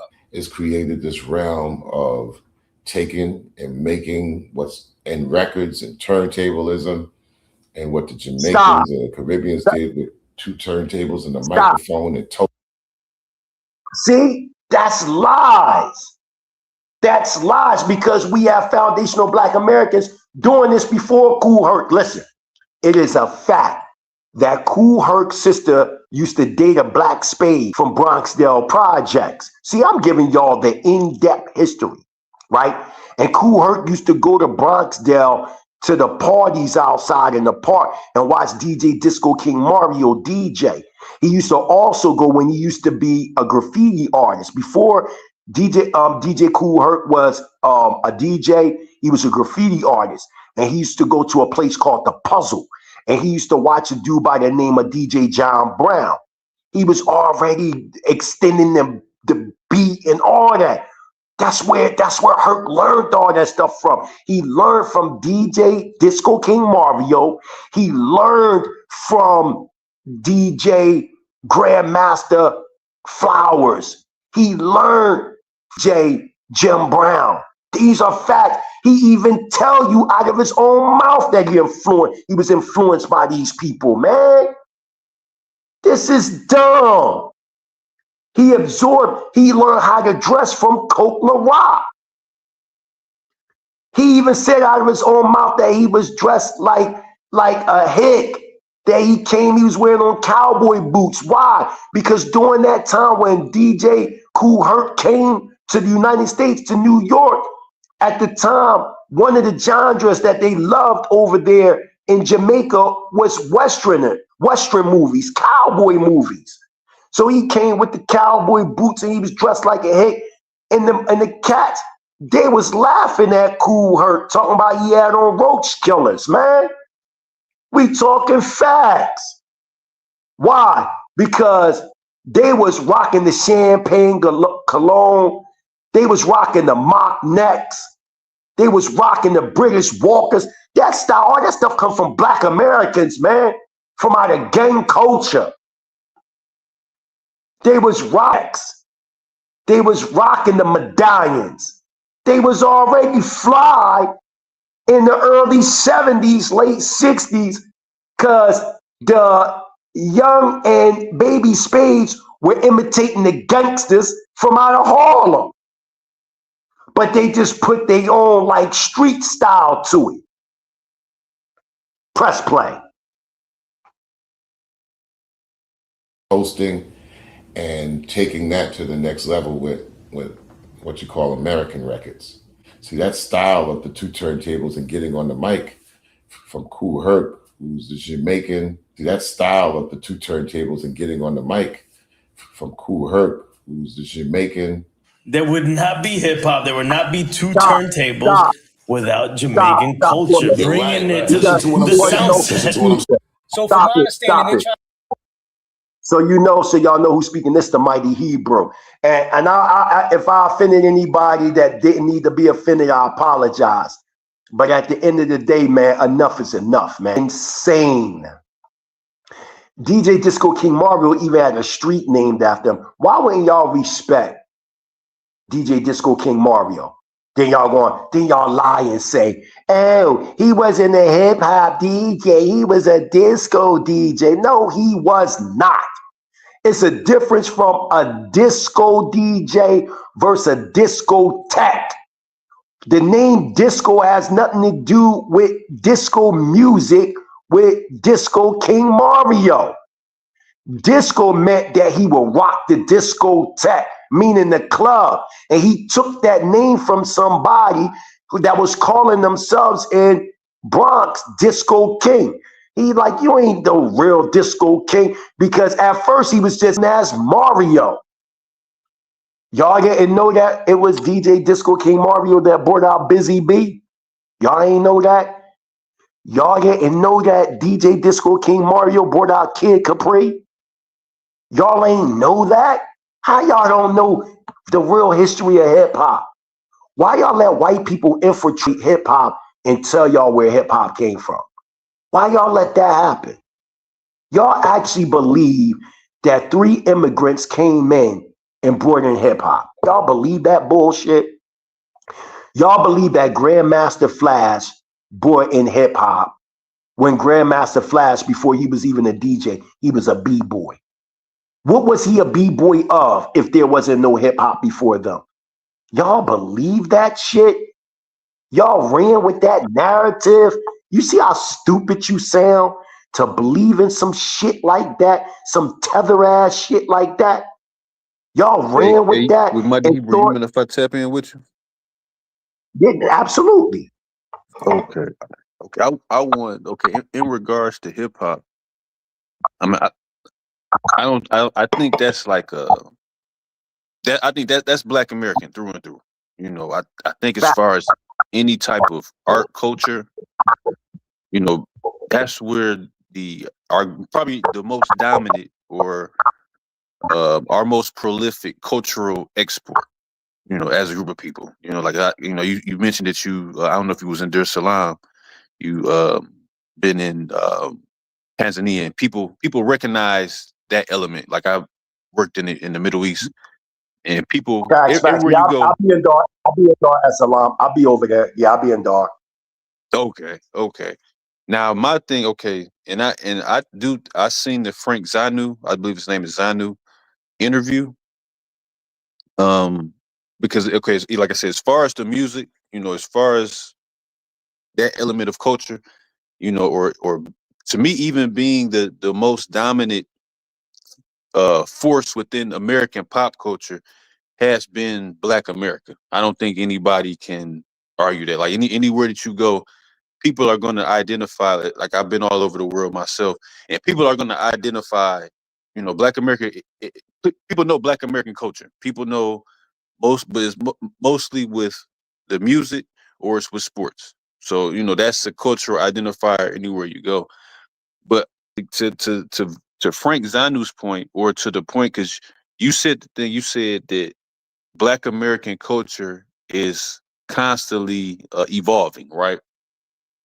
Now, I do think that Frank Zanu is not just Black American culture, but I'm looking at the overview definition, and it says that it's not innate but acquired through socialization, constant evolving, and distinguishes one group from another. And what I was saying, that when you look at Black American culture, we are constantly, generating or evolving. You know, am I correct? You Black American?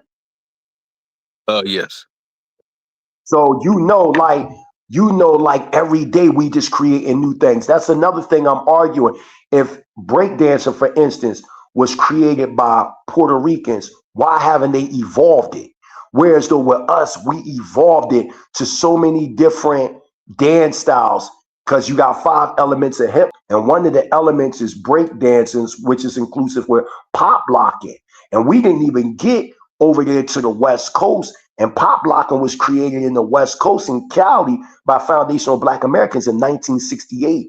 They was already vibing with some form of hip hop and not even being attached to the hip hop that was going on in New York. This is how we know it's all FBA. Wherever we was at, where we originally came out of the Carolinas or wherever, and we started these migrational patterns throughout the United States, we were taking elements of that Pacific culture with us. And I did see the interview. You can keep going, but I wanted you to know I did see the interview of Frank, and I've seen many of his interviews, and I disagree with him when he's trying to say Black Americans don't have. That's not the only interview where he bluntly said these things, but by me studying the socialism of these tribes in Africa, their customs have not evolved. Their ways have not evolved, and they themselves, the things that might appear as being evolved is them adopting the mannerisms of the Mzungu or the Goyim, the Euro Gentile. So when you identifiable culture, it hasn't evolved.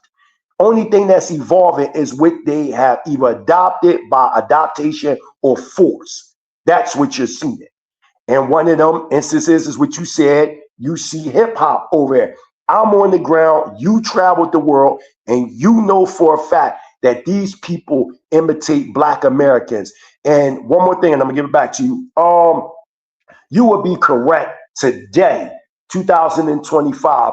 What they're imitating over here is hip hop and sports. But when you go into the 60s and the 50s and the 40s, you will see the heavy Black American resistant mind state in Africa. You see that. You see the Black power structure crossing over, into America. Into Africa. Even the independence of Ghana is based on the heavy influences of what they seen Black Americans, did over in the Americas. When you look at the Civil Rights Movement, we can clearly see that penetrated the Immigration Act of 1965. My problem is that Africans or continental Africans look at Black Americans as disdain, but when they come over to the United States, they reap the benefits or offer what we've been hung for, molested, brutalized, and murdered, castrated over there in the United States. But when Black Americans go back to Africa, they can't benefit nothing. They are the ones with the bag. It's the Black Americans that's coming over here to Africa with the bag. That is a fact, with the bag. But when it come to them, they never came over into the United States and said, "You are my brother. Let us help you." When Amadou Diablo got shot up on that roof in New York City, that was Black Americans pushing for redemption. Anytime Africans get hurt over there in the United States, it's always Black American faces, the NAACP, different Black coalitions helping. But when it come to us, you don't see them in the forefront helping us. You don't see that. You don't see them saying, let's take some ships and boats and go get them people, and they was oppressed in this, that, the only thing I see them doing is taking from us and belittling us to the general public. If we were their brothers and sisters like they claim we are, and I'm in the continent, and I'm telling you, it's a different story. Let you not come over here with that bag, or let you come over here with that bag and run out of that bag and see how many of them will love you then. I'm just telling you straight cold facts. But we always loved them. We was always on the front line when it came to the Pan-African thought. It was always Black Americans trying to unify with all people of color, all oppressed people. But all oppressed people and all people of color, they don't unify with us unless it benefits them. Like the Somalians right now trying to say, well, we're Black too. Why? Because it benefits them. But they don't fuck with us. Why is it when we have all these African parades and different, Afrocentric gatherings, why they don't gather with us? Right in Harlem, they separated from us because they don't look at us as the same, man. They got to be called out too. Just like they want to call out Black America, we going to call them out too. We going to call them out. We got a right to be upset because everything we built, they got continental African shows right now on YouTube, family, where these fools is aligning with Europeans to talk shit about Black Americans. This is what they're doing right now. They're aligning with the enemy. How can we say these are brothers and sisters and they're aligning with the enemy right in front of us? in front of us. Shout out to Tariq Nasheed. Shout out to Professor James Small. Well, Tariq Nasheed is not. Yeah, go ahead, bro. well, okay. Now this is what I wanted to ask because, okay, I do think, and I've seen other things when he first started going viral. Now, I do think there's certain stuff about Frank Zanu. He's kind of like a fake intellectual, and certain things like he can do that. That's why I didn't think that the debate that he had there, when they was asking him direct questions, he would go into this hodgepodge of things, and it just would be all over the place. You know what I'm saying? But my thing that, okay, when he said the thing about language, right?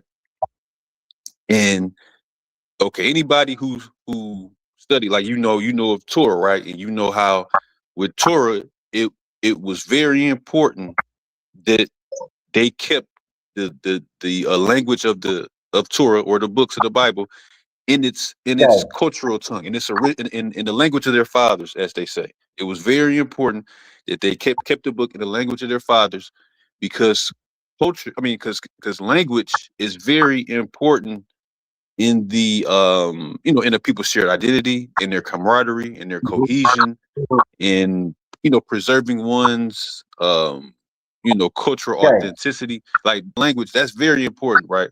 Now he said that. You said again. I'm saying Cain in Hebrew meaning indeed, yes. Okay. So when he said the thing about the language, and that being such a ethnic ethnic, bringing such an ethnic connection, right?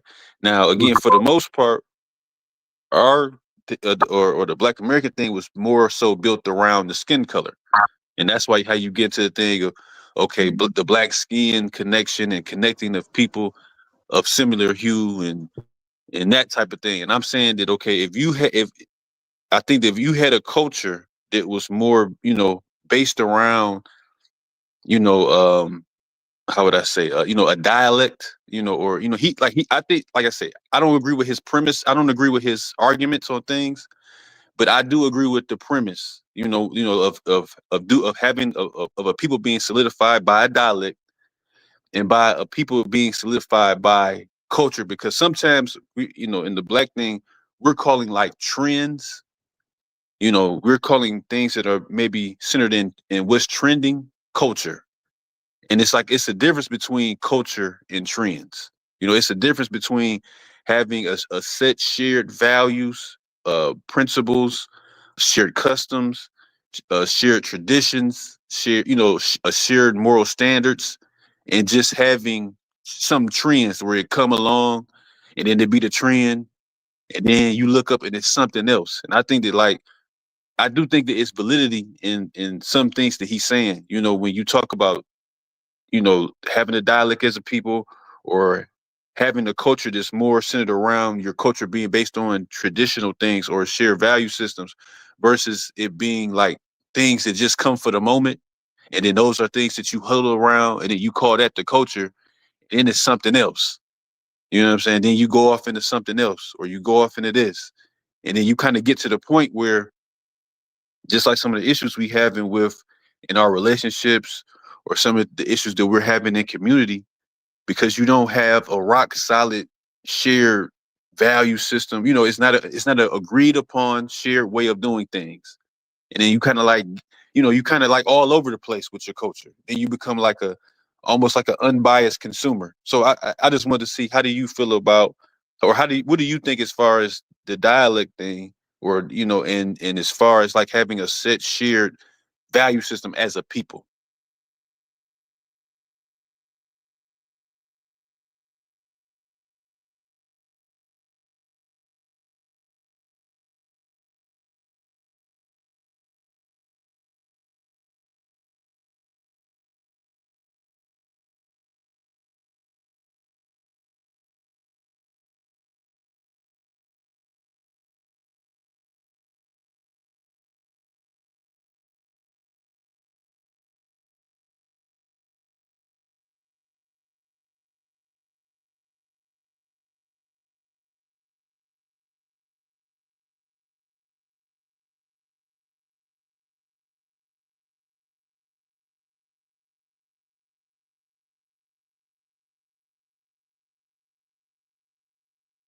Hello?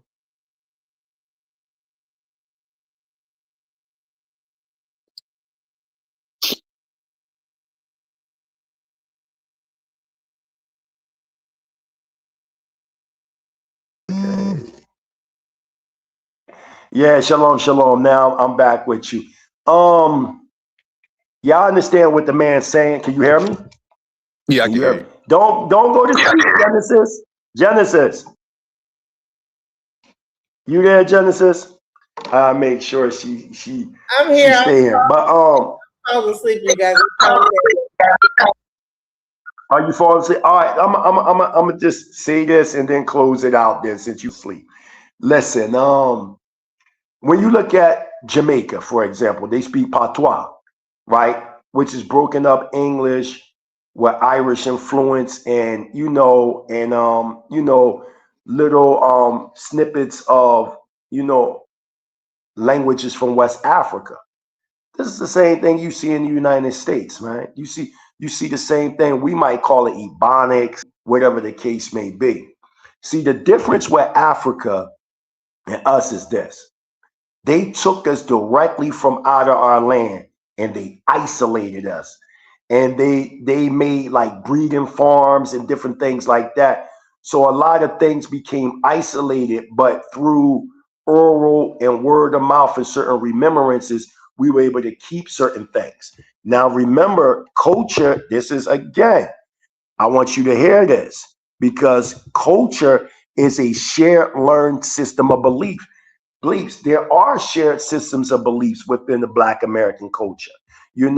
For instance, when you look at Southern food or soul food, I don't care where you go in the United States, this is just something amongst Black Americans that we connect with.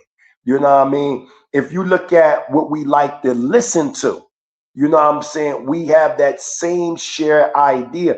That's why I know hip hop, getting into hip hop, that we know that hip hop came from Black Americans. Why? Because when we go into their parents' crates, their Jamaican parents' crates, or we go into the Hispanic parents' crates, they don't have the musical sounds that our parents' crates had, where they was listening to the Four Tops, the Temptations, Marvin Gaye, you know what I'm saying? Whether you talking about the Fifth Dimension, etc. We was listening to that Parliament. This was us, Teddy Pendergrass, etc., etc. These were the things that we were listening to in the crates. Culture is a shared learned system of belief. So it's a shared system and a learned behavior of the type of music that we was feeling during the 60s and 70s. We did have certain customs that we applied, whether it was jumping the broom, whether it was respecting the elders. It didn't matter. Like if I disrespect your mother or father by being disrespectful in the street, my brother, your parents can whoop my behind and then take me to my parents and tell my parents what I did. And then in turn, I get my ass whooped by them too.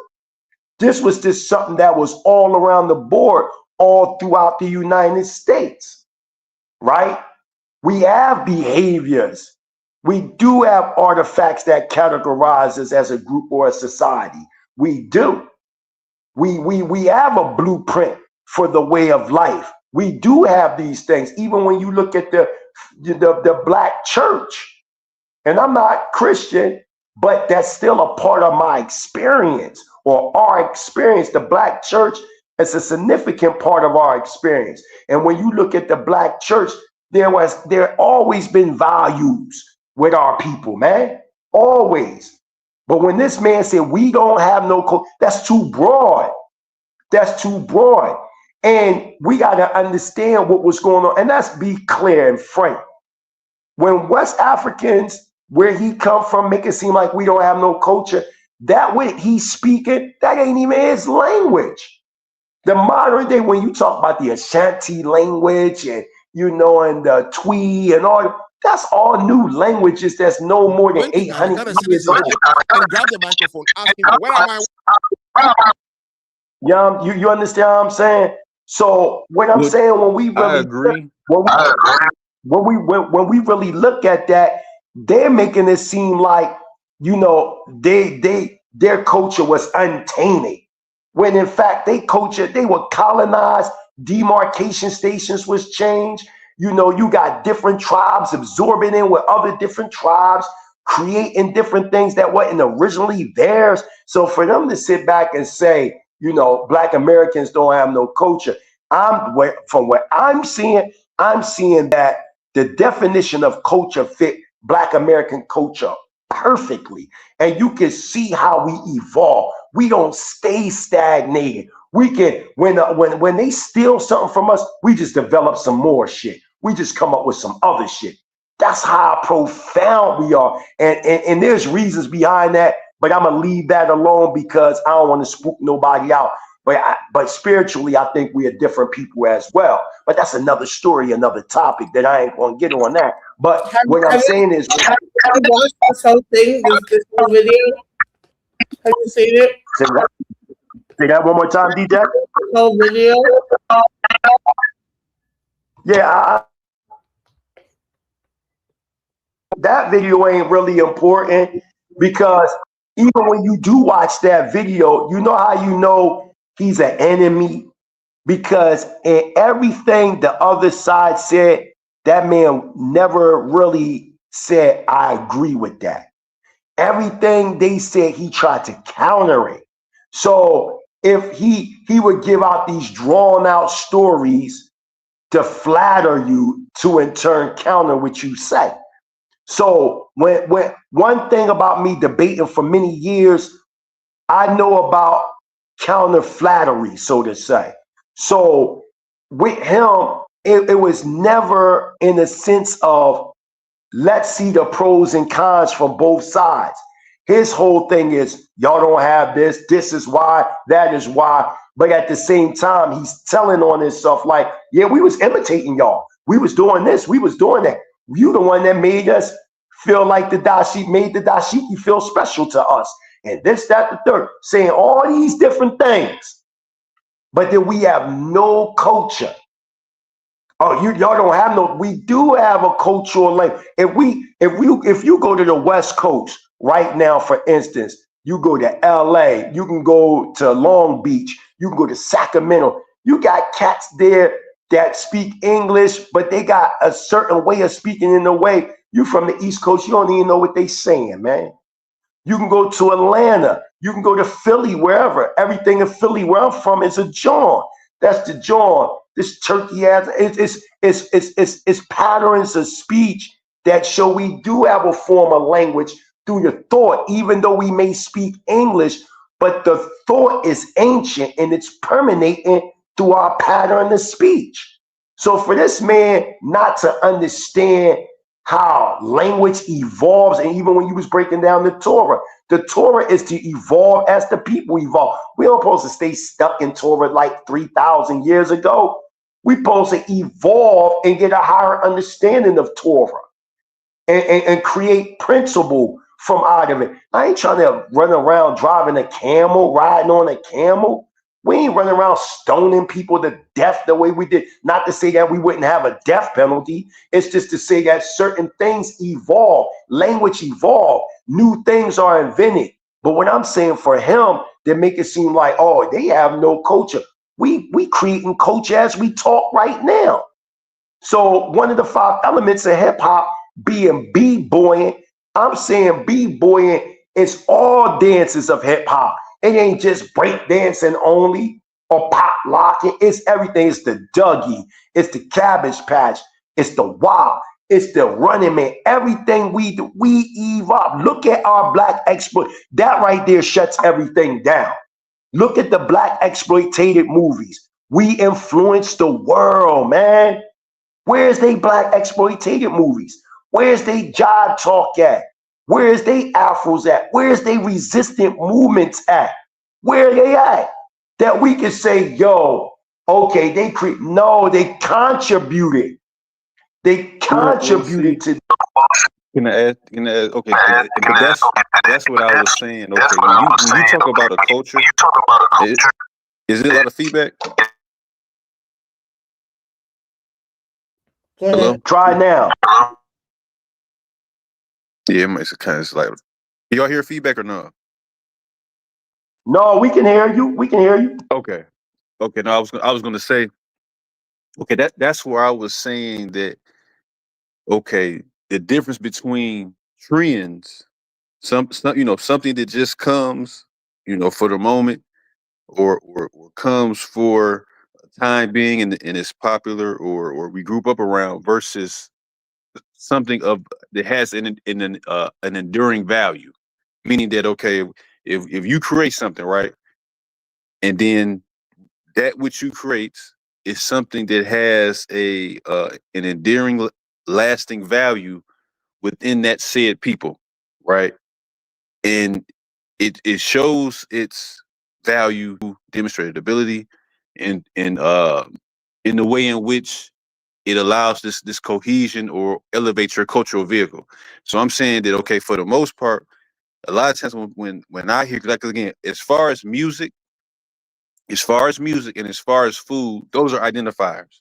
But I'm saying that, okay, when people talk about the language part, okay, to me, that's more of a vernacular, right? And then black people, like, speak with all groups of people depending on region. So I'm saying, when we talk about connection as a group of people, we talk about, okay, I'm Black American, my ancestry go back to the South. I've been in Detroit 3 generations. I'm a third generation Detroiter. What connects us as far as a shared stamped values, customs, traditions, these type of things. I'm saying, as far as those things, because again, I don't think that we would have maybe the issues that we have as a community if those things were stamped. Okay, this is the values that it's in your community. We ain't no carjacking old folk, ain't no robbing. A lot of the things that you see. If those things were stamped, I don't think that you would have the culture where it's at. I don't think that the culture would have went. Right. I understand. Again, I understand what you're saying. So I want to just point out the key aspects of culture, because it's like, I'm not saying you pulling hairs. I'm just saying, like, we got to understand that this is very complex. That's number one, because our social background was different versus being colonized. That's number one. But number two, we got to look at the key aspects of culture, because this man clearly said, and in many presentations, Black Americans don't have no culture. He's painting a broad brush. You're trying to get clarity what he's saying maybe in this presentation, but I can show you in other presentations where this man bluntly say Black Americans don't have no culture at all. I can show you that. So what I'm saying is, key aspects of culture: one, shared and learned.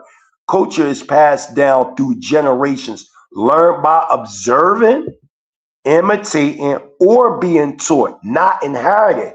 So when we talk about the conduct of respect, where you from, brother? Where you from? Detroit. Okay, watch this. I'm from Philly. How old are you? How old are you, if you don't mind me asking you? Oh, 40. Okay, I'll be 50 in July. Now, I know you 40, so you should remember this. Was there a time that you remembered that it was a no-no to disrespect the elders in the community or adults? Yeah, I remember that. Do you? Yeah, I remember that. Okay.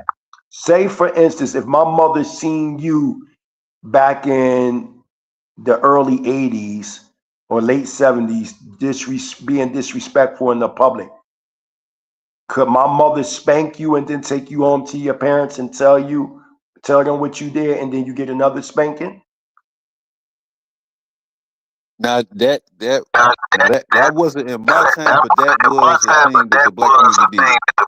That was kind of like falling off a little bit. That was kind of like going down. You're right about that. I remember crystal clear. Okay, so this is all throughout the United States. Everywhere you go down south, West Coast, Midwest, there was a thing that back in the day, it was a known thing, whether we got it through observing, imitating, or being taught this. It was a no-no not to disrespect adults. And if you did, you got your behind whooped by the adult that seen it, and then they took you to your parents and they told your parents what you did, and then you got another ass whooping. But then later it became, you know, once the epidemics took place, the crack epidemic, the things going on, all that became severed. So that is a share and learn behavior within the key aspects of culture. 2, complex whole. It includes tangible things, food, clothing, and intangible aspects, knowledge, beliefs, art, morals, customs. Watch this. Now, food. You fuck with soul food, Detroit? Yeah. All right. I fuck. Tell me some things you eat. Tell me some things you fuck with oxtail. Now, see, the thing about it is that I didn't grow up eating oxtail. My family didn't cook oxtail. I didn't eat no oxtail till I was grown. But as far as that's a part of soul food, though, right? Yeah. I think more to me the staple was more collard greens and we eat. Yeah, absolutely. I bang collard greens. What you put in your collard greens, Detroit? I just put the most smoked turkey legs in there. Yeah, I mean that's what we do, right? Right. You make that potato salad. No, I ain't in the potato salad, but that's the staple. But y'all do make potato. But you see where I'm going. But you do make potato salad in Detroit. Well, no. I would agree that the food culture is shared. As far as those things, as far as the food, as far as the art culture. Right, but what I'm showing you is that when you look at the key aspects of culture, we are fitting in every aspect. I'm dismantling this dude. The first key aspect was shared and learned. Type it up so you can follow me. So the key aspect of culture, 1, shared and learned, which is culture passed down through generation. I showed you when there was a time that you couldn't disrespect the elders or the adults in the community. And if you did, whoever seen you, they whooped your ass, and then they took you to your parents and you got your ass whooped. This is all over the country of the United States and Black American culture. That's shared and learned. The second aspect is a complex whole, which includes tangible things like food, clothing, our style, how we rock our clothes. It may vary slightly from wherever you're from, but the overall view, it's the same. It's the same. Then 3, we get patterns of behavior. Are you a Black American or are you? I can't hear you, DJ Genesis. I can't hear you. Say that again. What is Al Caribbean or is he Black American? He's Black American. No, I'm Black He's American. Black American. So look. No, I need to address this. Look at the pattern. I hear what you're saying, but the problem with the argument, like that can be true what you're saying, but it don't stop the argument of us having culture. And what I'm saying is, it is true in the sense based on whatever generation you talking about. Because a lot of the things, because like you just said, yeah, I'm only 40. I think that was fading away at the time. So a lot of the younger generation that's talking about these discussions, these things don't exist today because they've been severed out.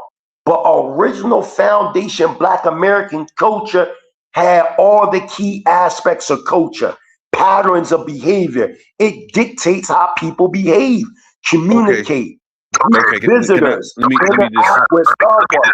No, Well, see, I this don't is the want thing to, about it. but I agree with you, 100%. Okay, and that's what I was saying earlier.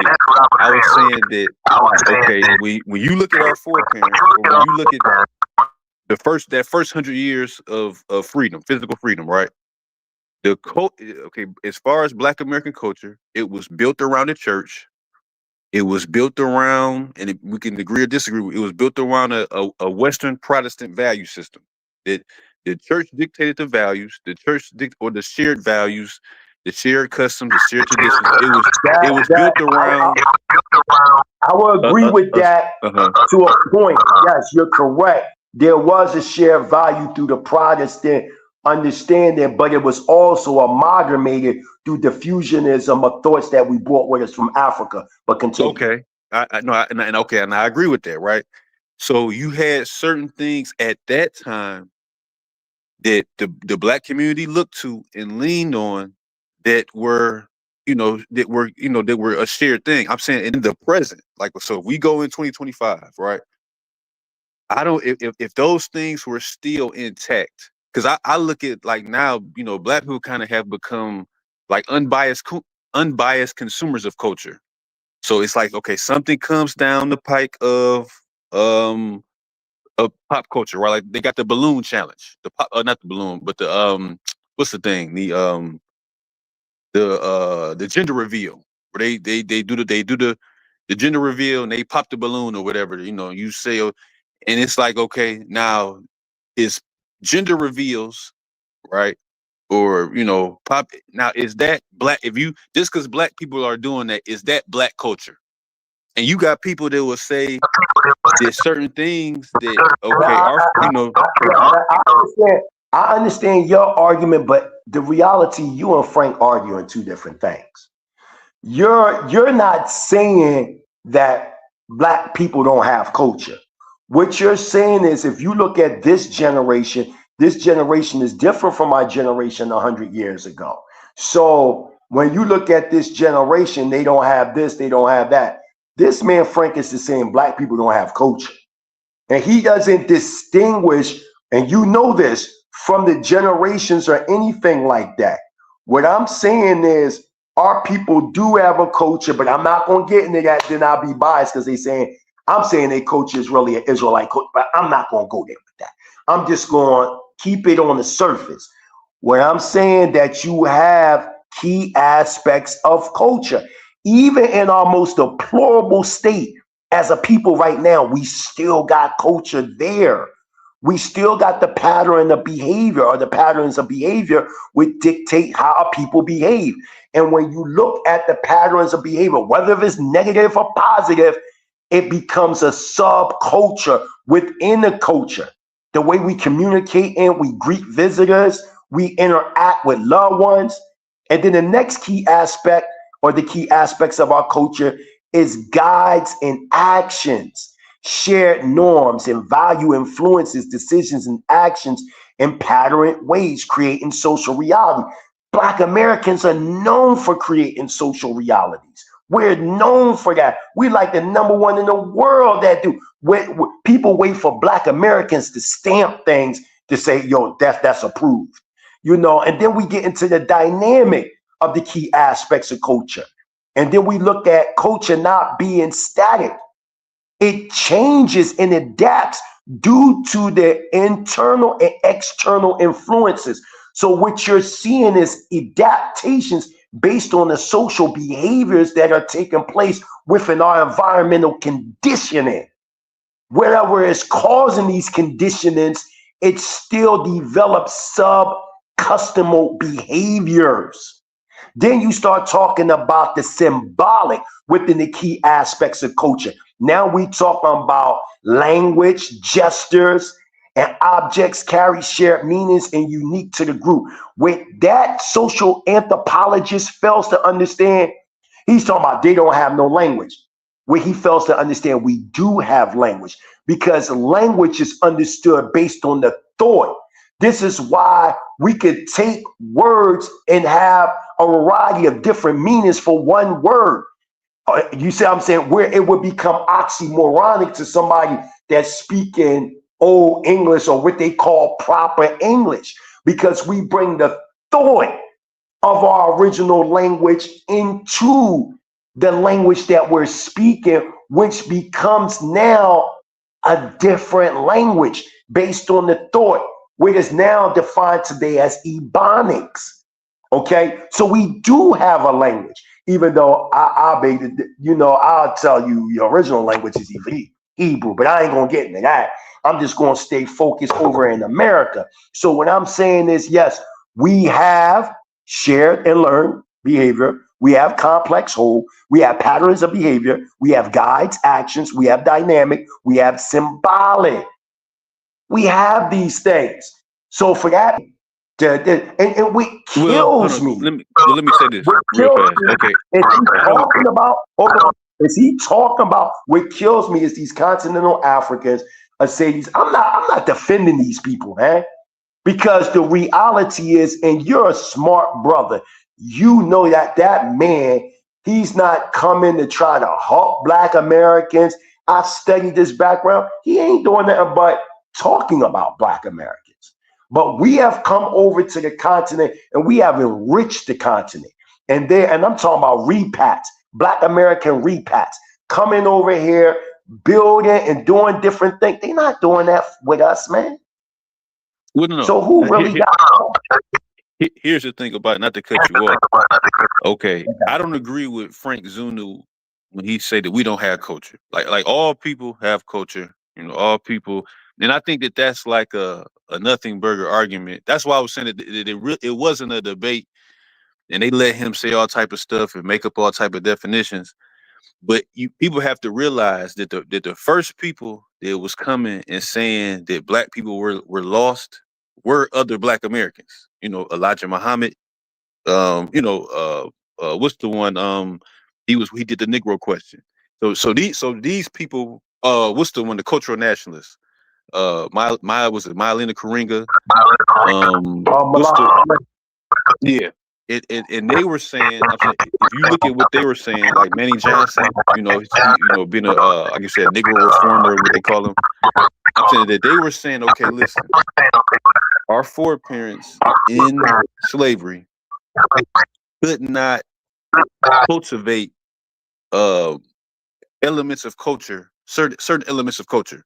They due to that experience, and due to being like scattered throughout the South, that they couldn't cultivate a complete identity. It was things that we just couldn't do. It was more about creating a culture to try to ease the reality of this situation that we're in. You know what I'm saying? So there's certain things that was built at that time, and they were saying that when Black people got free, that it was a certain worldview or a certain mindset that those things had to be purged because they weren't meant to work in the free world. Those were just things that was created for that time, but they weren't meant to be taken into freedom, right? And it's one thing that Elijah Muhammad, he said that Black people always had to cultivate culture outside of that experience. So the culture had to be cultivated outside of just the reality of slavery, because those things were created in a certain political time. So what I'm saying is that if you look at how the culture was built, it was built a certain way. And I don't agree with Frank, but I'm saying that where the Black culture is now, that's why I was asking, what's the difference between trends and culture? So when we say the things that we create, right? Like remember, I remember white tees was popular. Everybody wore white tees. But trends are part of culture. Trends are. That's our expression. That's a form of expression. So trends itself would be a part of culture. Not to say it's culture itself, but we don't want to separate trends from outer culture, because that's a part of culture. And when you start talking about the most honorable Elijah Muhammad talking about we didn't have no culture, he was more or less talking about our original culture coming from out of the tribe of Shabazz, was supposed to have been 98 trillion years old. That's what he was talking about, and that we became subhuman in America, and that he's not the only one. You will hear even Israelites saying, well, that's not your original culture, et cetera, et cetera. Right. The argument isn't about original or non-original. The argument is just culture in general, because culture evolves, and not just evolves. Sometimes it can devolute based on adaptorial experiences. So looking at it from an anthropological standpoint, we have to really look at the pros and cons of what happened to Black Americans in the United States. We talk about slavery, post-slavery, Black Code laws, Jim Crow, the Civil Rights Movement. So there was a lot of things that became, fixated within our community that caused certain experiences. But at the end of the day, we evolved to such a point, we fit the overall view of culture like a glove, because again, culture is the shared learned system of beliefs. Well, if we learned it through enslavement, wherever the condition was, we had to adapt. And out of all people on the planet, the Black American experience, and even if you look biblically, remember Israel, are you, because I heard you bring up the Torah, you subscribe to the Torah? Yeah. Well, I haven't. I was in the Hebrew. That's how I knew it. I used to go to a congregation in Virginia, OT only congregation in Virginia for years, and that's why I was saying that bringing the. I'm Old Testament only. What congregation was you in VA? I don't know if you're familiar with the children. Gang, I am. Yeah, I used to, before they end up, I ended up moving back to the city, but I used to be in that congregation for a couple years, and I was. So you was with Parah and all them, the children of Yah. Say it again. You was with the children of Yah, Za'al Parah and all them out VA. Yeah. Okay, I know what you're talking about. Okay, go ahead. Say what you said. Go ahead. So that's what I was saying. Okay, when you talk about the sheer value, okay, in my time, or because I was still alive with my grandparents and all that type of stuff. Okay, the culture was a certain way, and that's why I try to ask people. Okay, when you talk about Black culture in the contemporary, okay, to me it's more so okay. Something comes down the pike of popular culture, right? Everybody huddles around that. So then we say, well, this is the culture.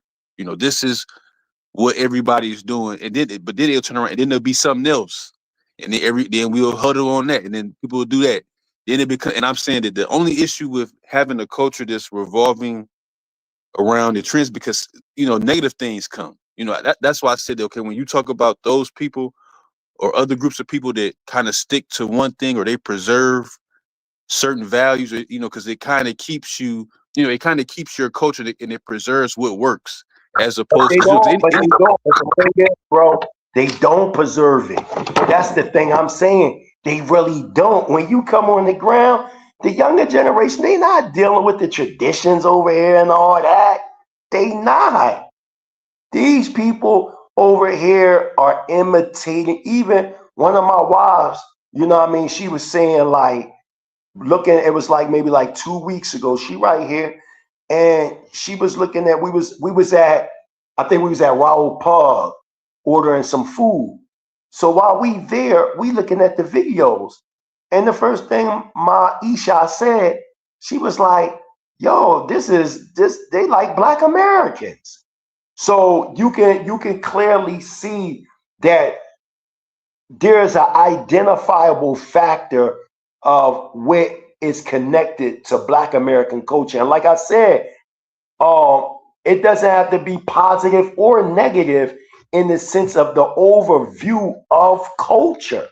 Because remember, a lot of you know the Torah, the Tanakh, our history, and how we would become a no people, in the sense we wouldn't have our original culture, we would lose our language, our heritage, identity, in the sense of us being Israelites.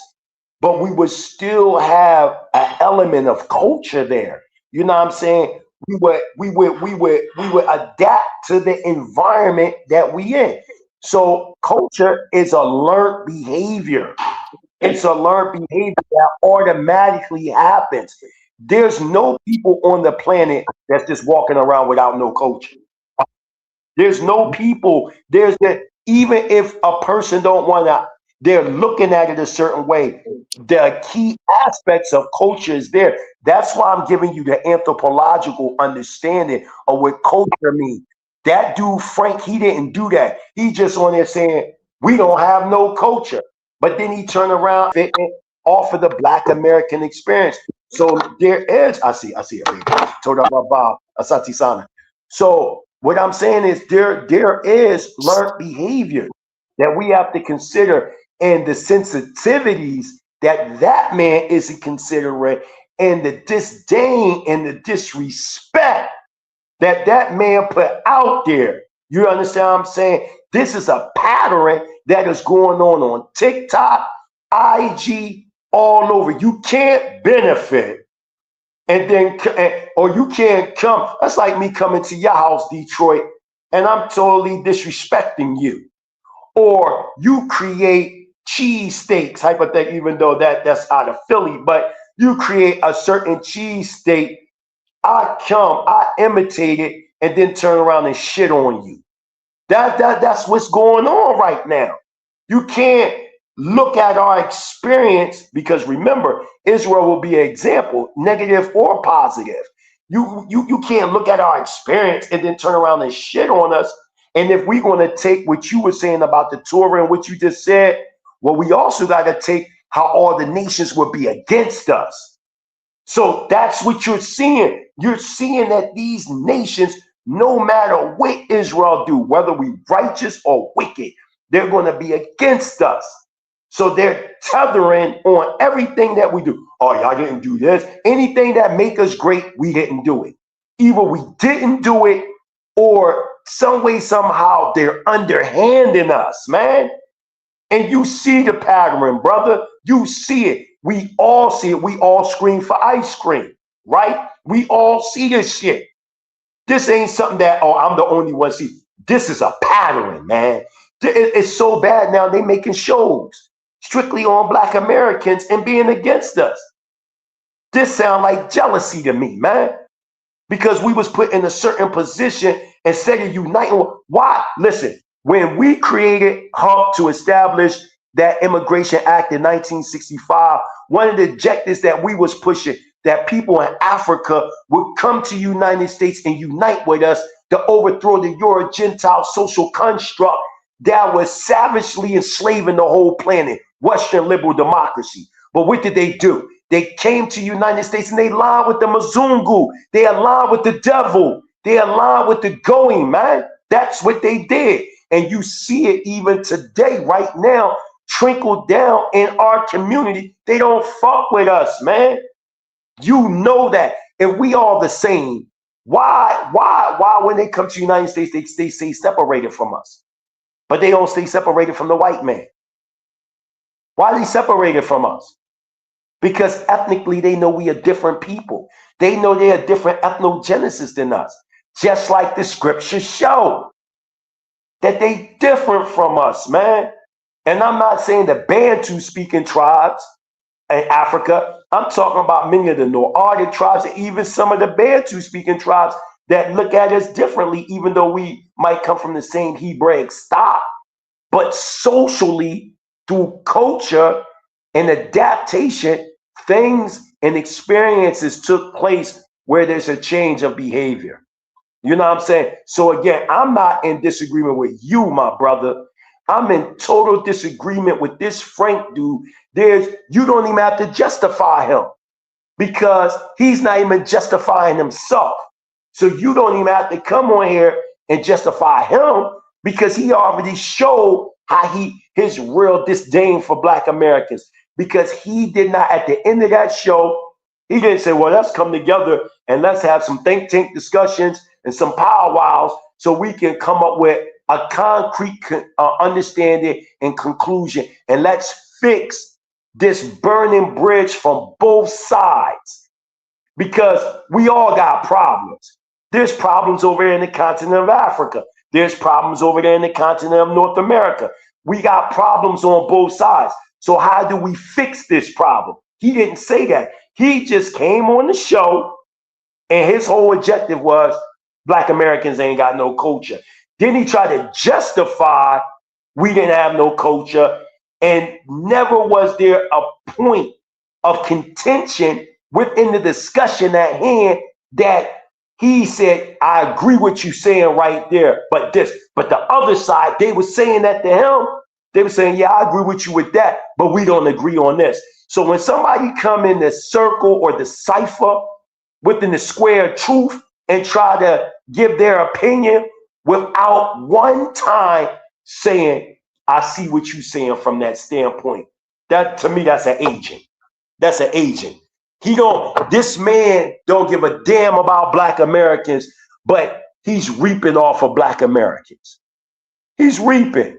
Even the discussion, his whole objective is running around talking about Black Americans ain't got no culture, and this why. So he's being fed, like, who's feeding his mouth? Who's feeding his big mouth to say these things? He got to be being fed from somewhere to be saying these things, man. And I'm saying that the power structure that he engulfed himself in through monetary accoutrements. And that's the problem that I'm having with that man, or anybody that sit back, and I'm not saying you, that justify that man. That man hate us for whatever I know the real reason. It's an ancient hate, but I ain't gonna talk about that. And I know that you know, because you are a subscriber of Torah and you know your Israelite history. So we know that these people that we dealing with. So they sit back and say that we don't know that these people have an agenda. The Somalian got caught on TV live.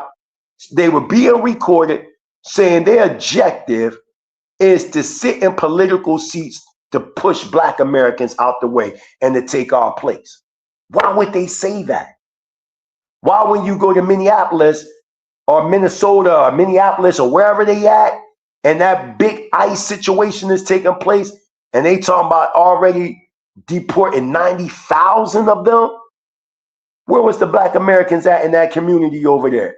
And was dealing with all that scamming and scamming out of billions of dollars. And now they're trying to use the 14th Amendment as a premise so they can sit and knowing that that was strictly for Black Americans. They trying to replace you.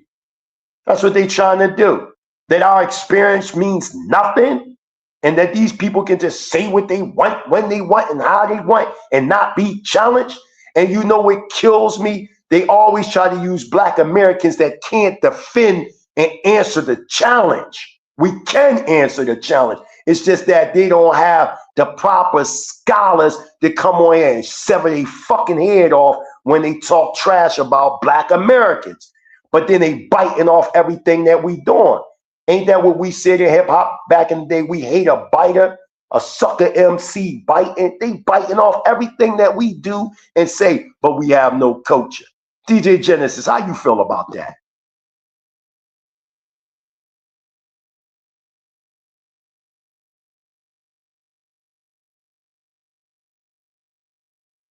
Yeah, she might be asleep. She probably knocked out. She rock-a-bye, baby. So I had to get on there. It had nothing to do with you, bro. It was earlier, and we was on the side netta joint, and I was hitting it so hard that they shut it off. So then Genesis come over here, and then you got these cats you just coming off attacking, but they have tether behavior. And let's make it clear. Just because you're an immigrant, that don't make you a tether. A tether is one that's trying to destroy Black American culture, but at the same time, riding on the tail of Black American culture. And this is what's going on right now. You know what I mean? Why can't they just say Black Americans created hip hop? Everybody know Black Americans created hip hop. Everybody know that. This is just facts, man. And just to sit back and, oh no, that's not true.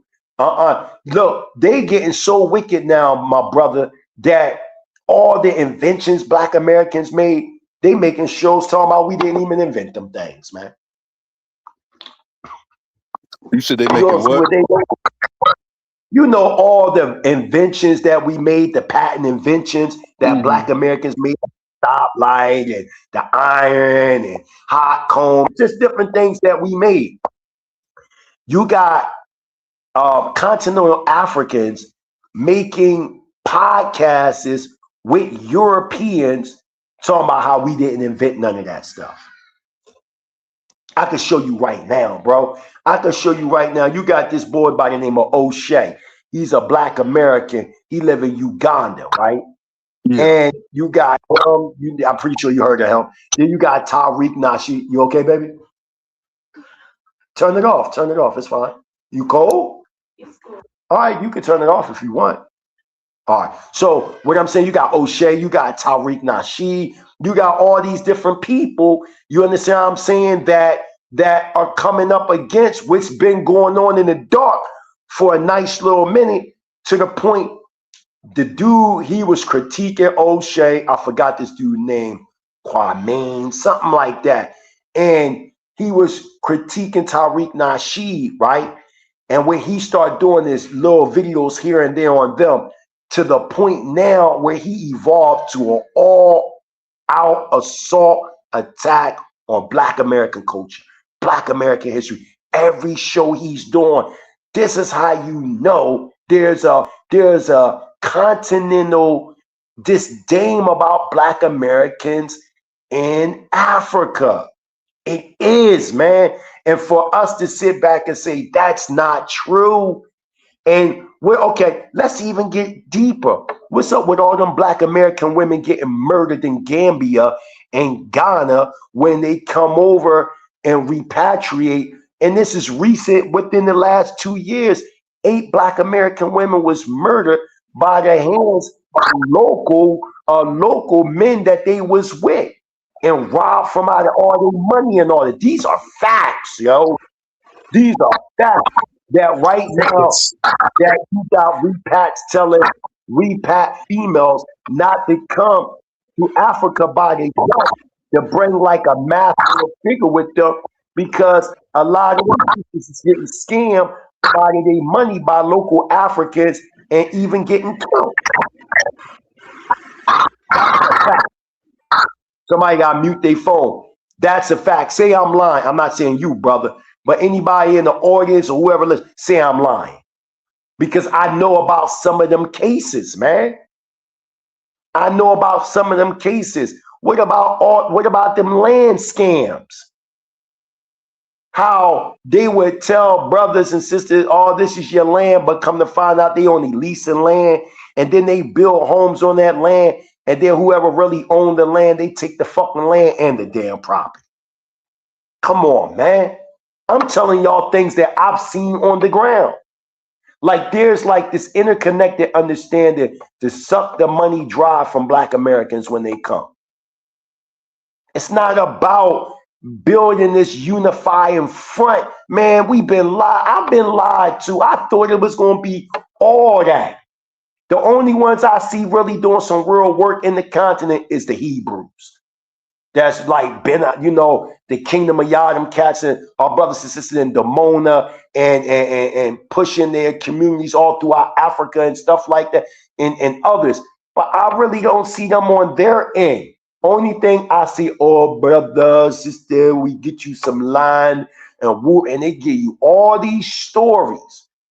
You got everybody coming at your hand, whether you talking about the immigration, you talking about the police, you talking about the locals, you talking about everybody coming at you. They want that bad. And I'm going to give you an analogy.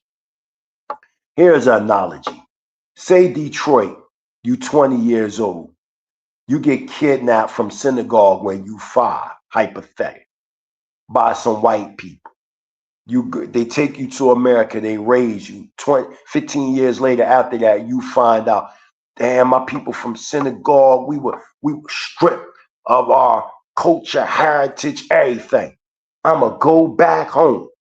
So then you find out where your home at, and you go knock on the door, and your mother come to the door, and you like, oh, mama, Ima, Ama, Umi, however you pronounce mama, right? And she hug you and she crying, you crying, right?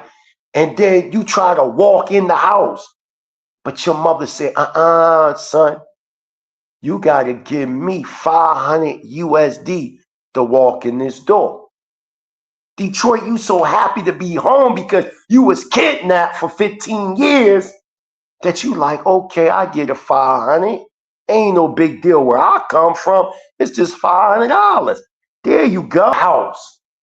You sitting down, you talking about your experience. But then you get hungry and you see a refrigerator there. And you try to go to the refrigerator to grab some food. And your mama say, you got to give me $300 so you can eat. So then you like, damn, I'm back home. I'm in my house. I had to pay to get it. I got to pay for the food. And now you at the round table, you with your Abba or your Baba, whatever you want to call it, your Ab and your Ima, your mama, y'all talking, your cousins around, your other brothers and sisters. And now you want to get some rest for the night because you know it was a long travel from America to Senegal, West Africa. Remember, you home now, right? Your Abba say, no. You gotta pay to have sleeping quarters here. Like, wow. So now you gotta pay for it. To come back in the home, you gotta pay for the living quarters, the food, the transport, everything. And then after all the money is gone, right? After all the money is gone, family members start disappearing. You don't see your mama no more. You don't see your Baba or your Ima and your Abba no more. And all these people that loved you and said, walk them home, you don't see them no more. The point that I'm saying is that's the reality over here. The reality is not, we have become romanticized about Africa. And I live in Africa. And I'm telling you what it is. It is about the BAG. Again, the BAG. 7.8% of the time. Don't have that BAG, you don't have nothing. And that's just facts. So when somebody like Frank try to tell us, foundational Black Americans or African Americans, the tribe of Judah, whatever you want to call us, right? We don't have no culture. He better check his backyard, right? And start studying about how they running around doing ethno cleansing amongst each other. How they still doing female mutilation that they call circumcision over here. Lying, talking about how Black American women, they baby mamas, as if the baby mama drama ain't in Africa. Y'all ain't know the high rate of single mothers in Tanzania. Y'all didn't know that. Y'all didn't know that most Tanzanian men, when they get, and it's not just Tanzanians, but it's throughout Africa, when they get Dada or young sister pregnant, they dip on them. Y'all ain't know that? Oh, y'all just thought that was Black American culture, huh? Y'all thought only Black Americans have this problem. You know, single mother household is more higher in Africa than amongst Black Americans. Y'all didn't know that. Y'all didn't know that when you talking about honor, integrity, and respect, that the value system of respect is more higher amongst Black Americans than over in Africa. You don't know that one day your woman can be with you today and then tomorrow she right with another man? Y'all don't know that? Y'all don't know that these women over here, and I'm not saying all of them, when you talk about whoremongering, y'all see the reason why I'm pointing these things out, because I'm tired of Black Americans being the poster child of all the dark things that they don't want to talk about that go on in Africa. You ain't know that human trafficking going over here in Africa. You ain't know that scamming and scheming and deception and poisoning husbands for money and all kinds of shit go on in Africa. Y'all ain't know that? I'm over here on the ground. Y'all thought them Nigerian movies are fake. That shit's real. That shit really go on over here. You ain't know how deep they into the dark arts over this motherfucker, man. And that they send that doctor to your motherfucking ass. Y'all ain't know that. But y'all talk all this about Black Americans. Send this over to Tariq Nasheed. He need to hear what I'll flame these motherfuckers. Because I know for a fact what's going on over this motherfucker.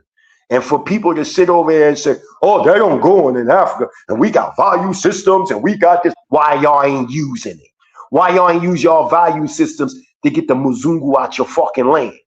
Why is it that y'all oppressing y'all own people? I'm talking about the governmental powers all throughout Africa are destroying their own people.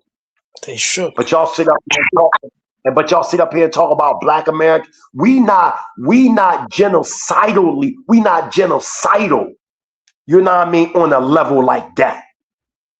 See the difference in white supremacy in the United States in front of the masses while y'all rumbling your own people, but using the white American concepts and social construct that y'all didn't tear down. Y'all might have kicked out of them. Y'all might have kicked out the white man, but y'all still kept his value system up here in Africa. That's why it's so corrupt. That's why you see all this stuff going on right now in Tanzania.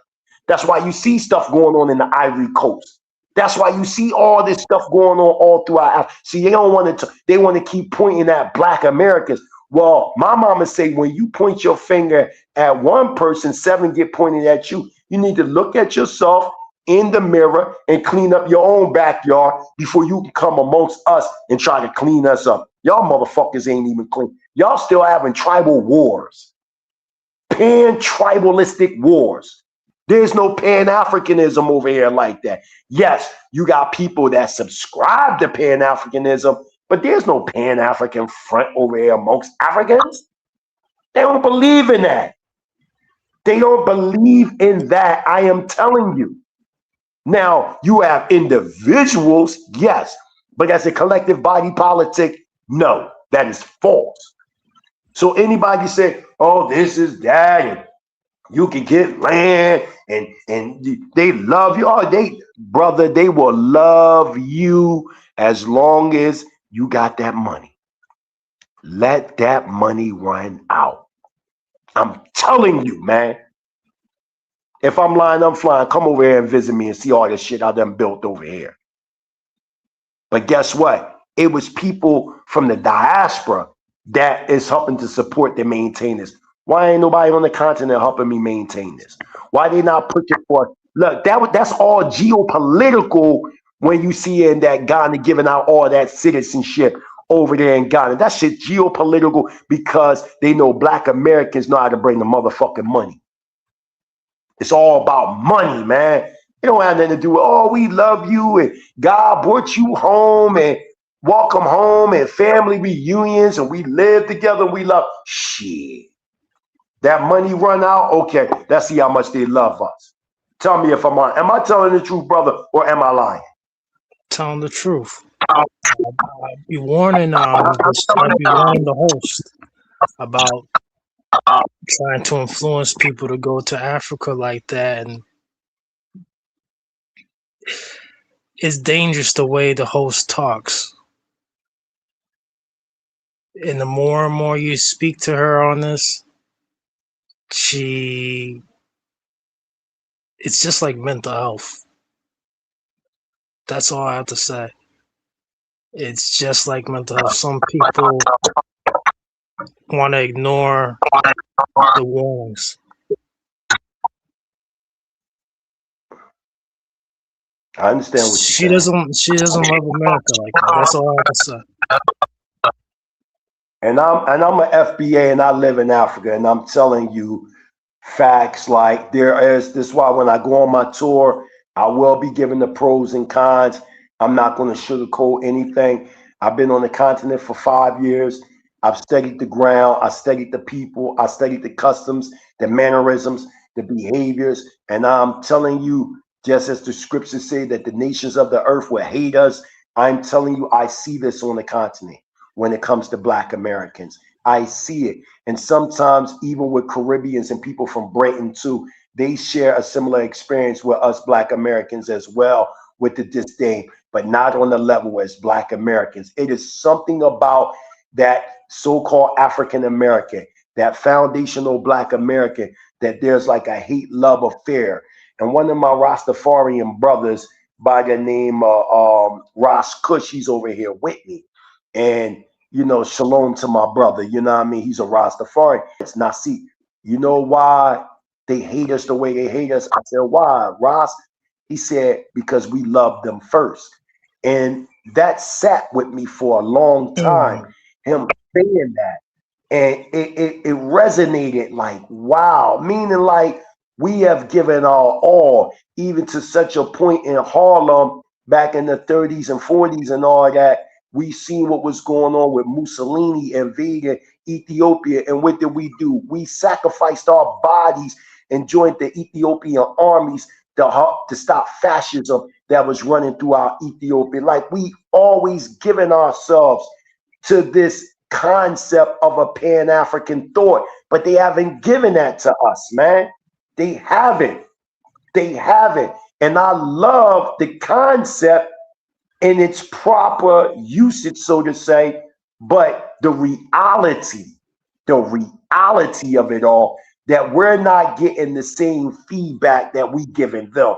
It's like you being in a relationship with a woman who really don't fucking love you, but act like she love you. She gives you all the attributes and characteristics that she love you, but she really hates you. She's doing all these things that are in opposition to her saying that she love you, because love is a verb. It is an action. You can't say you love me, but you giving me poison to kill me every day. The point that I'm saying is we're showing all this love. When Black Americans come to Africa, we show everybody love. We so happy because we fixated that we in the motherland and this, that, the third.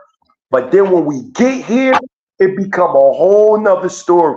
When money start running out, you start to see certain hidden cabal agendas to stop you from, you know, prospering in business. You will have other, you know, locals, you know, dropping the dime on you, like you see the ball said in Belly, you know, drop a dime on that nigga. This is what they do. And most of the dimes be lies, making up. And you talking about lying? Lying is an understatement. You will be an Illuminati and anything else they can put on you when you're dealing with these people over there, so other people won't deal with you. I've seen these things. I've interviewed, discussed, and talked to repats throughout Africa, and most of them that are having these problems, they all share the same common thread. So to say that there must be some type of common denominator as it comes to continental Africans dealing with Black Americans, because all the experience at the end becomes the same. This has nothing to do with Tariq Nasheed. We gotta stop pushing the buck over to him as if he started this. He did not start this. This been going on for years in the continent of Africa. But what has happened, because social media wasn't popping like that, people couldn't tell these other people that did want to tell their story. They were so afraid and embarrassed to tell their story, they would just keep it concealed, and nobody wouldn't know what was really going on over here in the continent. There is a major problem with continental Africans and how they deal with Black Americans. And whether you're talking about economics, business, the constant lying, the scamming, killing Black American women that come over trying to find their heaven on earth because they tired of Black American men, so they go to one of these brothers over here or one of these men, let me correct myself, in Africa, and they wind up killing the damn woman and taking the car, the money. These are facts. These are facts. This has nothing to do. I'm on. Listen, y'all know I'm not lying. I'm over here. I'm right now in Tanzania. I'm in Tanzania right now. And y'all see what's going on right now. Y'all see what's going on in Tanzania right now? Tell It's me, brother. 12:52. Y'all know within the last 3 weeks, over 3,300 people been killed over here. All over whatever this election situation is going on over here. It's a lot going on in Africa instead of worrying about the backyard of Africa. This damn fool Frank talking about Black Americans ain't got culture. Already proved all key aspects of culture, the shared and learned behavior, the complex whole, the patterns of behavior, the guides and actions, the dynamics, the symbolic. I prove we have all these things as foundational Black Americans, African Americans, tribe of Judah, Moors, whatever you want to call us. At the end of the day, we share all these things, so we do have culture. We do have culture, and all people all over the world want to be you except you. Everybody trying to be you except you.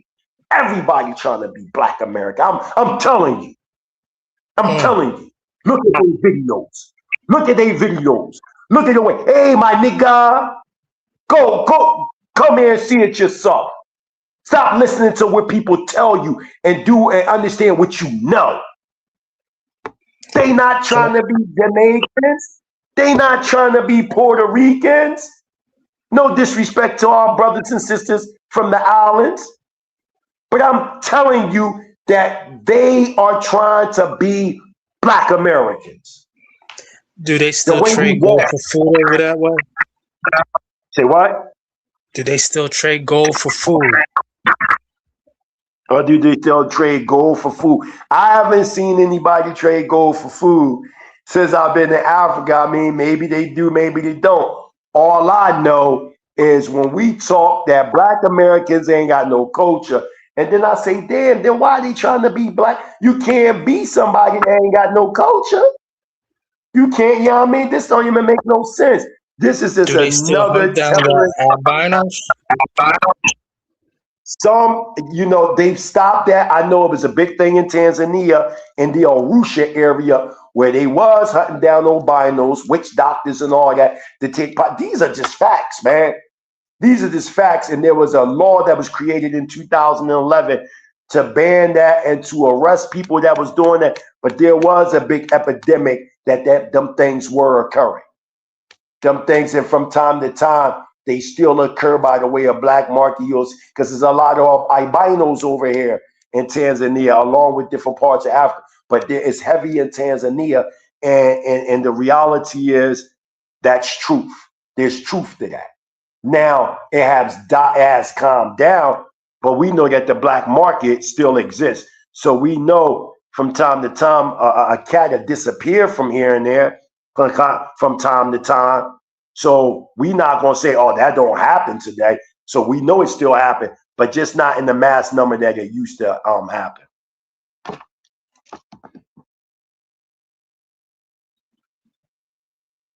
What do you think about recolonization of Africa? What's your thoughts?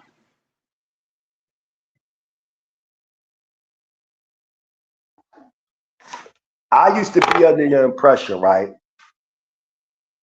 which I still acknowledge, naturally, our land is from the great river Egypt to the Euphrates, as outlined in Bereshit or Genesis 15:18.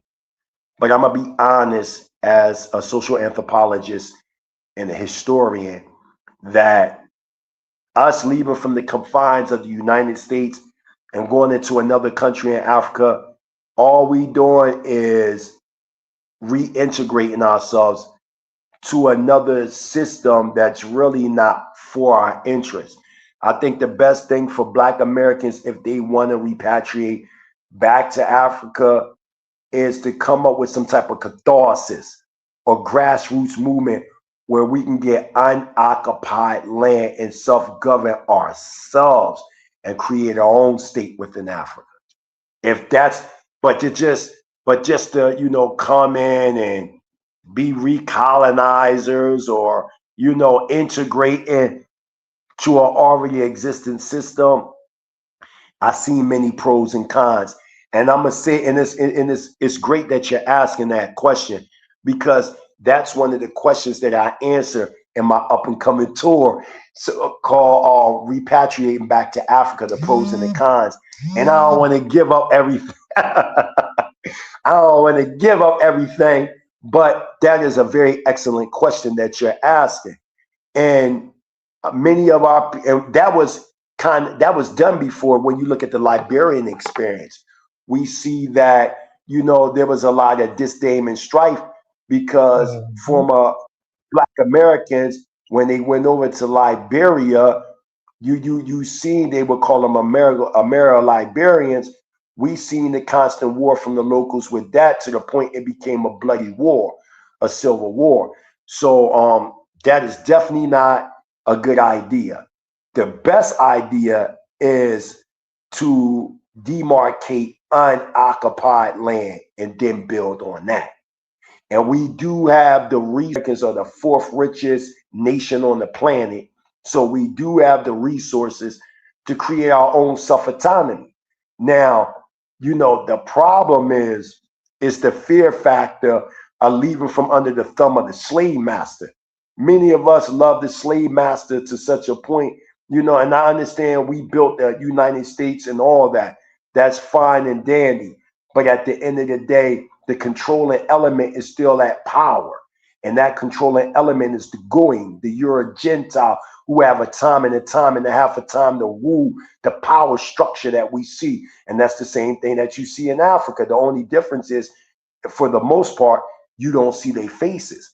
That's why it's so hard for colonialism to be shook off from over in Africa, because when you see the principalities that are ruling, it's your own faces, but the structure that was in place and still intact is Eurocentric white supremacy. Is there an African Illuminati? Yes. I would watch those old Nigerian soap operas, and they would discuss this. If you're on the ground, anybody that's on the ground in Africa know Freemasonry is heavy in Africa, and there is an African Illuminati. That's a fact. That's a fact. Anybody that lived in Africa, like in Tanzania, there's thousands of Masons in Tanzania. Freemasonry is high, and there are many secret societies in Africa. That's a fact. That are aligning themselves with Western powers. That's a fact. Lots of secret societies out there. See, one thing about the Mighty Hebrew, I'm going to give it to you straight with no chaser. Just because I live in Africa, I've been here for going on 5 years, that don't mean I ain't going to tell you the truth. I will be back in the States shortly this coming year, and I'll be staying for a while to generate more money. I understand my intention and my intent of being here. You understand what I'm saying? But at the end of the day, I'm always going to fight for my people, FBA, all day. I don't give a goddamn if I'm in East Jitterfuck, wherever. The truth remains the truth. And sometimes it takes people to come on the ground to see exactly what's going on so we can get a clear picture. So it won't be a thing, they're them Black Americans, they're just complaining. No, most of the things that we've been complaining about is true, man. It's true. You know what I mean? Like saying cotton pickers and Mazungu and just, they got derogatory names for us over here. Y'all ain't know that? Y'all ain't know that they sit around the round table telling their children don't deal with us? To this day. You know what I'm saying? Somebody said, don't go nowhere unless the Lord tells you to. Well, the only way the Lord going to tell you in Hebrew Israelite culture is got to come from the highest point of the mind. It ain't going to be nothing that's going to crack the sky. That's going to be like calm. You know what I mean? And it says, the person said, some went to Ghana, built homes with their money. Ghanaian authorities came and tore the houses down. And guess what? That's a true statement. Just tore it down. You know what I'm saying? Yeah, man. Then somebody gonna say, Frank Zainu have you preaching for hours. No, what it is I'm trying to show you got some cats that'll flame him in a debate. And that you know people can seriously get hurt to the point where it can be deaths and casualties and all that. Because the disrespect is so high. You know what I'm saying? That it can get to the point where people can get seriously hurt, man. And a lot of these cats on social media, you gotta look at their lifestyle. A lot of these dudes were suckers and cornballs. You know what I mean? Especially if you on the street level, or you from the hood, a sucker. You know what I'm saying? So a lot of these cats, they went with the thoroughbreds. So when they got on social media, they became all they can be, like they was in the army. A lot of these dudes is cold turkey, man. When you meet them in real life, a lot of these old noodles. So when they come on social media, it's like a venue or like an area where they can be everything but the truth of who they are. So they point at these obvious tether ideas that they possess it and manifesting to us, man. A lot of these people had this hate for Black Americans for years, but they didn't know how to express it. You know what I'm saying? Because one thing where Black Americans fucked up at, Black was really a term that was used within the white supremacy structure of the United States to dismantle any type of cultural expression for us. It was in the negative. We went from calling ourselves the Negroes to calling ourselves Black, which is the same shit. You know what I mean? So it was geopolitically a status dealing with Black Americans, but we broadened the understanding for the mean, just all people with huge skin color and woolly hair. But the reality, all skin folk ain't kinfolk. We got to get back to that mentality that our first enemy was those with the same skin color. And we talk about ancient history. Before a Euro Gentile was our enemy, we was already fighting surrounding Afro-Asiatic nations. And these same spirits exist today. When you look at the characteristic of these people on the continent, the same people that enslaved us then, the same people now. And I'm saying that many of these African nations owe Black Americans reparations too, because they was a part of the transatlantic slave trade. They was a part of the East African slave trade. Now they trying to jump on our coattail, and now you got people in West Africa telling Europeans that they owe reparations to them. But the whole thing is, the first ones that should be getting reparations is those that will be hung, lynched, and brutalized. So when you talk about Frank Zainu, have you preaching for out, this dude is on major platforms talking shit about. I told you, these the type of tethers that be around us, man. They don't give a fuck about Black Americans. They don't. Only thing they care is if they can benefit. I'm telling y'all. Just look at the comments. CNN did an investigation in Africa and found a trail from which means they are being paid by someone with a Russian accent to come online to talk bad about FBAs. Wow. That's crazy. Wow. That's deep. I'm looking at some of the things people are saying. I'm gonna have to come back to the next episode. I found this channel and I'm at work, keep giving out the people the truth. You already know I'm gonna give them the truth, because that's what the mighty Hebrew do. They say he's speaking facts, because you gotta read the comments too. So I'm just, for DJ Genesis doing it. The Black King say, laughing my fucking ass off. You are saying Puerto Ricans, Cubans, Dominicans, Jamaicans, Haitians never cut their hair until they came to America. I ain't never say no such lie. What are you talking about? What I will tell you is they ain't had nothing to do with creating them haircut styles. That's all Black American. When you go to a place like Share Magic in Philly and different the barbershop scene was created by Black Americans.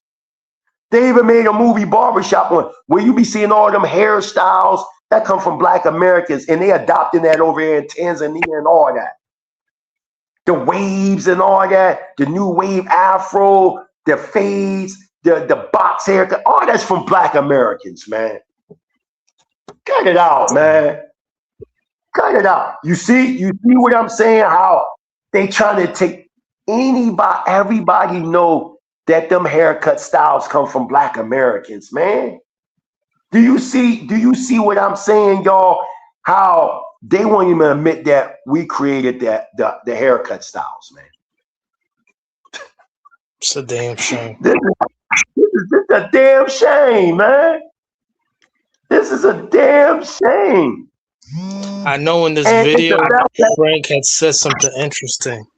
He had told that he lived in Bridgeport, Connecticut. Okay. Because they're saying they're like, you don't know about the hood. He said he lived in Bridgeport. And it's just interesting. How's he able to do all this? Right. Who financed him? Right, facts. Latinos used to go to white barbers to get their hair cut. That's a fact. That's facts. Somebody say they don't have to recognize it. Tired of arguing with these folks who need to read more. Facts. That's a fact, man. Black Americans own, right, that's bodegas before the Latinos migrated. That's a fact. All them stores that you see like Latinos and all them had today, originally they were mom and pop stores. That's a fact, man. Come on, this is stupid, man. This is a stupid. That's another stupid argument. That's what I'm saying. They made it seem like Black American. We just wasn't doing shit. We was just sitting around. You know what I mean? All I know is when I was coming up in North Philly, when I was a little boy in the 70s, I was born in 1976. So I'm saying when I was coming up, I seen the cool motherfuckers was Black Americans. And the Puerto Ricans, we would laugh at them because they were wearing all these weird colors. You know what I mean? There was all these bright, weird colors. They weren't dressing like us. And this is no attack on them. I'm just telling you facts. And then the more and more they was around us, the more and more they started adopting our trend, the way that we dress and stuff like that. Prior to that, when I was coming up, they wasn't dressing like us. There was a time you couldn't even deal with their sisters, man. Their parents didn't even fuck with Black people. We were called morenos, man. Or moyo. I'm telling you, I shared this. I grew up around Puerto Ricans and Blacks all my life. I'm from Hunting Park. I'm FBA. My father FBA. My mother FBA. I'm telling you, my father from 8th and Oxford, part of Oxford Street gang. My father named Peacock. Anybody from Philly that's listening, they know my pop is a legend. My pop is a legend in Philly. My pop named Peacock, my mother named Ruby. My mother and them, they from 10th and Erie Avenue. My father, people from 8th and Oxford. And I'm telling you, when I was coming up, you did not really see Puerto Ricans doing what we was doing in high numbers, man. And as we are the ones, it was my generation that broke the barrier, because as the late 80s came and the 90s came, then we started to integrate more with the Hispanics. There was a time it was rare that you seen Black men and Black women with Hispanic men and women as couples. The more and more as we develop, more and more you seen it more and more. I'm telling you facts that them parents did not. That's how you know that hip hop did not come from Hispanics. Are y'all with me? Can y'all hear me? So we already know that situation. So I'm really done with this conversation. You know what I mean? It is what it is. I'm speaking facts, truth into life. You know what I mean? Anybody want to debate that discussion that Black Americans ain't got no culture, we can't, and I'm gonna smash you. I'm gonna smash you, because if you coming with dumb arguing points that foreigners are bringing to you and that they learning from, I'm gonna smash you up. I'm gonna smash you up, straight up and down. You ain't gonna be able to deal. You're not gonna be able to deal with it, because I understand the key aspects of culture, and I know how culture evolves. You know what I'm saying? So anybody that want to have that conversation, and we can go, to the consensus, man. You know what I mean? This dude coming over with some dress jacket on, pink shirt, think he can cross his legs and talk like he an intellectual, as if we surpassed that. We already surpassed the intellectual, the days of the intellectual movement. We've been past that. We on some, now it's time to show and prove. I'm telling you, our worldview and experience is different. We fighting for two different causes. That man not fighting against white supremacy. He told that. He's telling you that y'all been using that as an excuse. Y'all ain't hear what that man been saying? That y'all using the whole concept of being an oppressed people as excuses not to work, not to do this, not to do that, and that you're not being oppressed. You ain't hear how he's justifying how you, so your whole experience as a people in the wilderness of the United States is a lie. It's all predicated on an excuse.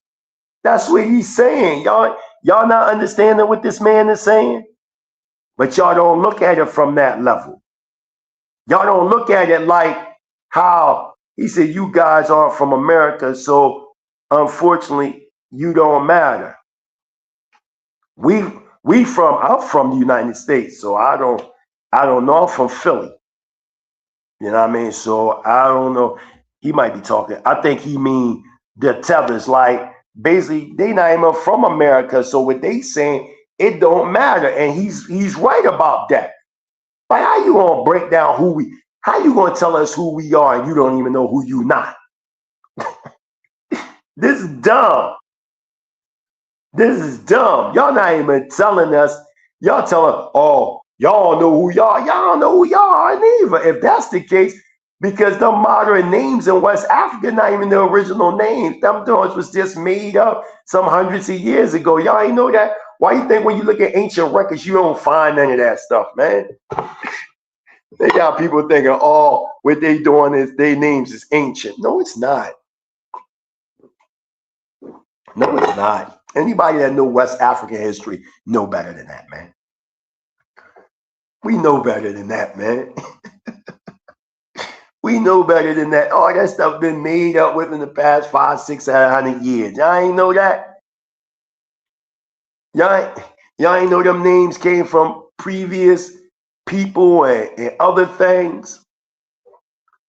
So I'm gonna get up off this joint. I'm here to tell y'all to close out. This is the deal. This is the closeout. AI overview. Culture is the shared learned systems of beliefs, values, customs, behaviors, and artifacts that categorize a group or society, acting as a blueprint for their way of life, guiding interactions and shaping their worldview, from language and food to morals and art. It's not inherent, but acquired through socialization, consistently evolving, and distinguishes one group from another, right? And we have key aspects of culture. Shared and learned. Culture is passed down through generations, learned by observing, imitating, and being taught, not inherited. Complex whole. It includes tangible things, food, clothing, and intangible aspects of knowledge, beliefs, art, laws, morals, customs. Patterns of behavior, it dictates how people behave, communicate, greet visitors, and interact with loved ones. Guides, actions. Shared norms and values influence decisions and actions in patterned ways, creating social reality. Dynamic. Culture is not static. It changes and adapts due to internal and external influences. Symbolic. Language, gestures, and objects carry shared meanings unique to the group. Examples of culture elements, language, the primary tool for communication. And we do communicate, don't we? Through language. We do, right? You know what I mean? I ain't fitting to do that. Yo, man, everybody know a fade mean a rumble. Even though we in Philly, we like, nigga, give me a rizumble. You know what I mean? But you can be from LA, you automatically like the idea, oh, he mean rumble. He mean give up a fair one. Because through our understanding, language is expressed through the dynamics of thought, religion and belief, spiritual practices and philosophies. When we talking food, we talking about what people eat and how they prepare it, and social habits, manners, family structures, and rites of passage. We got all that in Black American culture, arts, music, visual arts, and literature. So we got these things, man. I give all praise and honor to Yahuwah, the supreme, intelligent, powerful one of our forefathers, Avraham, Yitzchak, and Yaakov, those striving for righteousness' sake. I say unto the family, Shalom Aleichem. Hebrew Israelite sovereign nationalism has risen worldwide.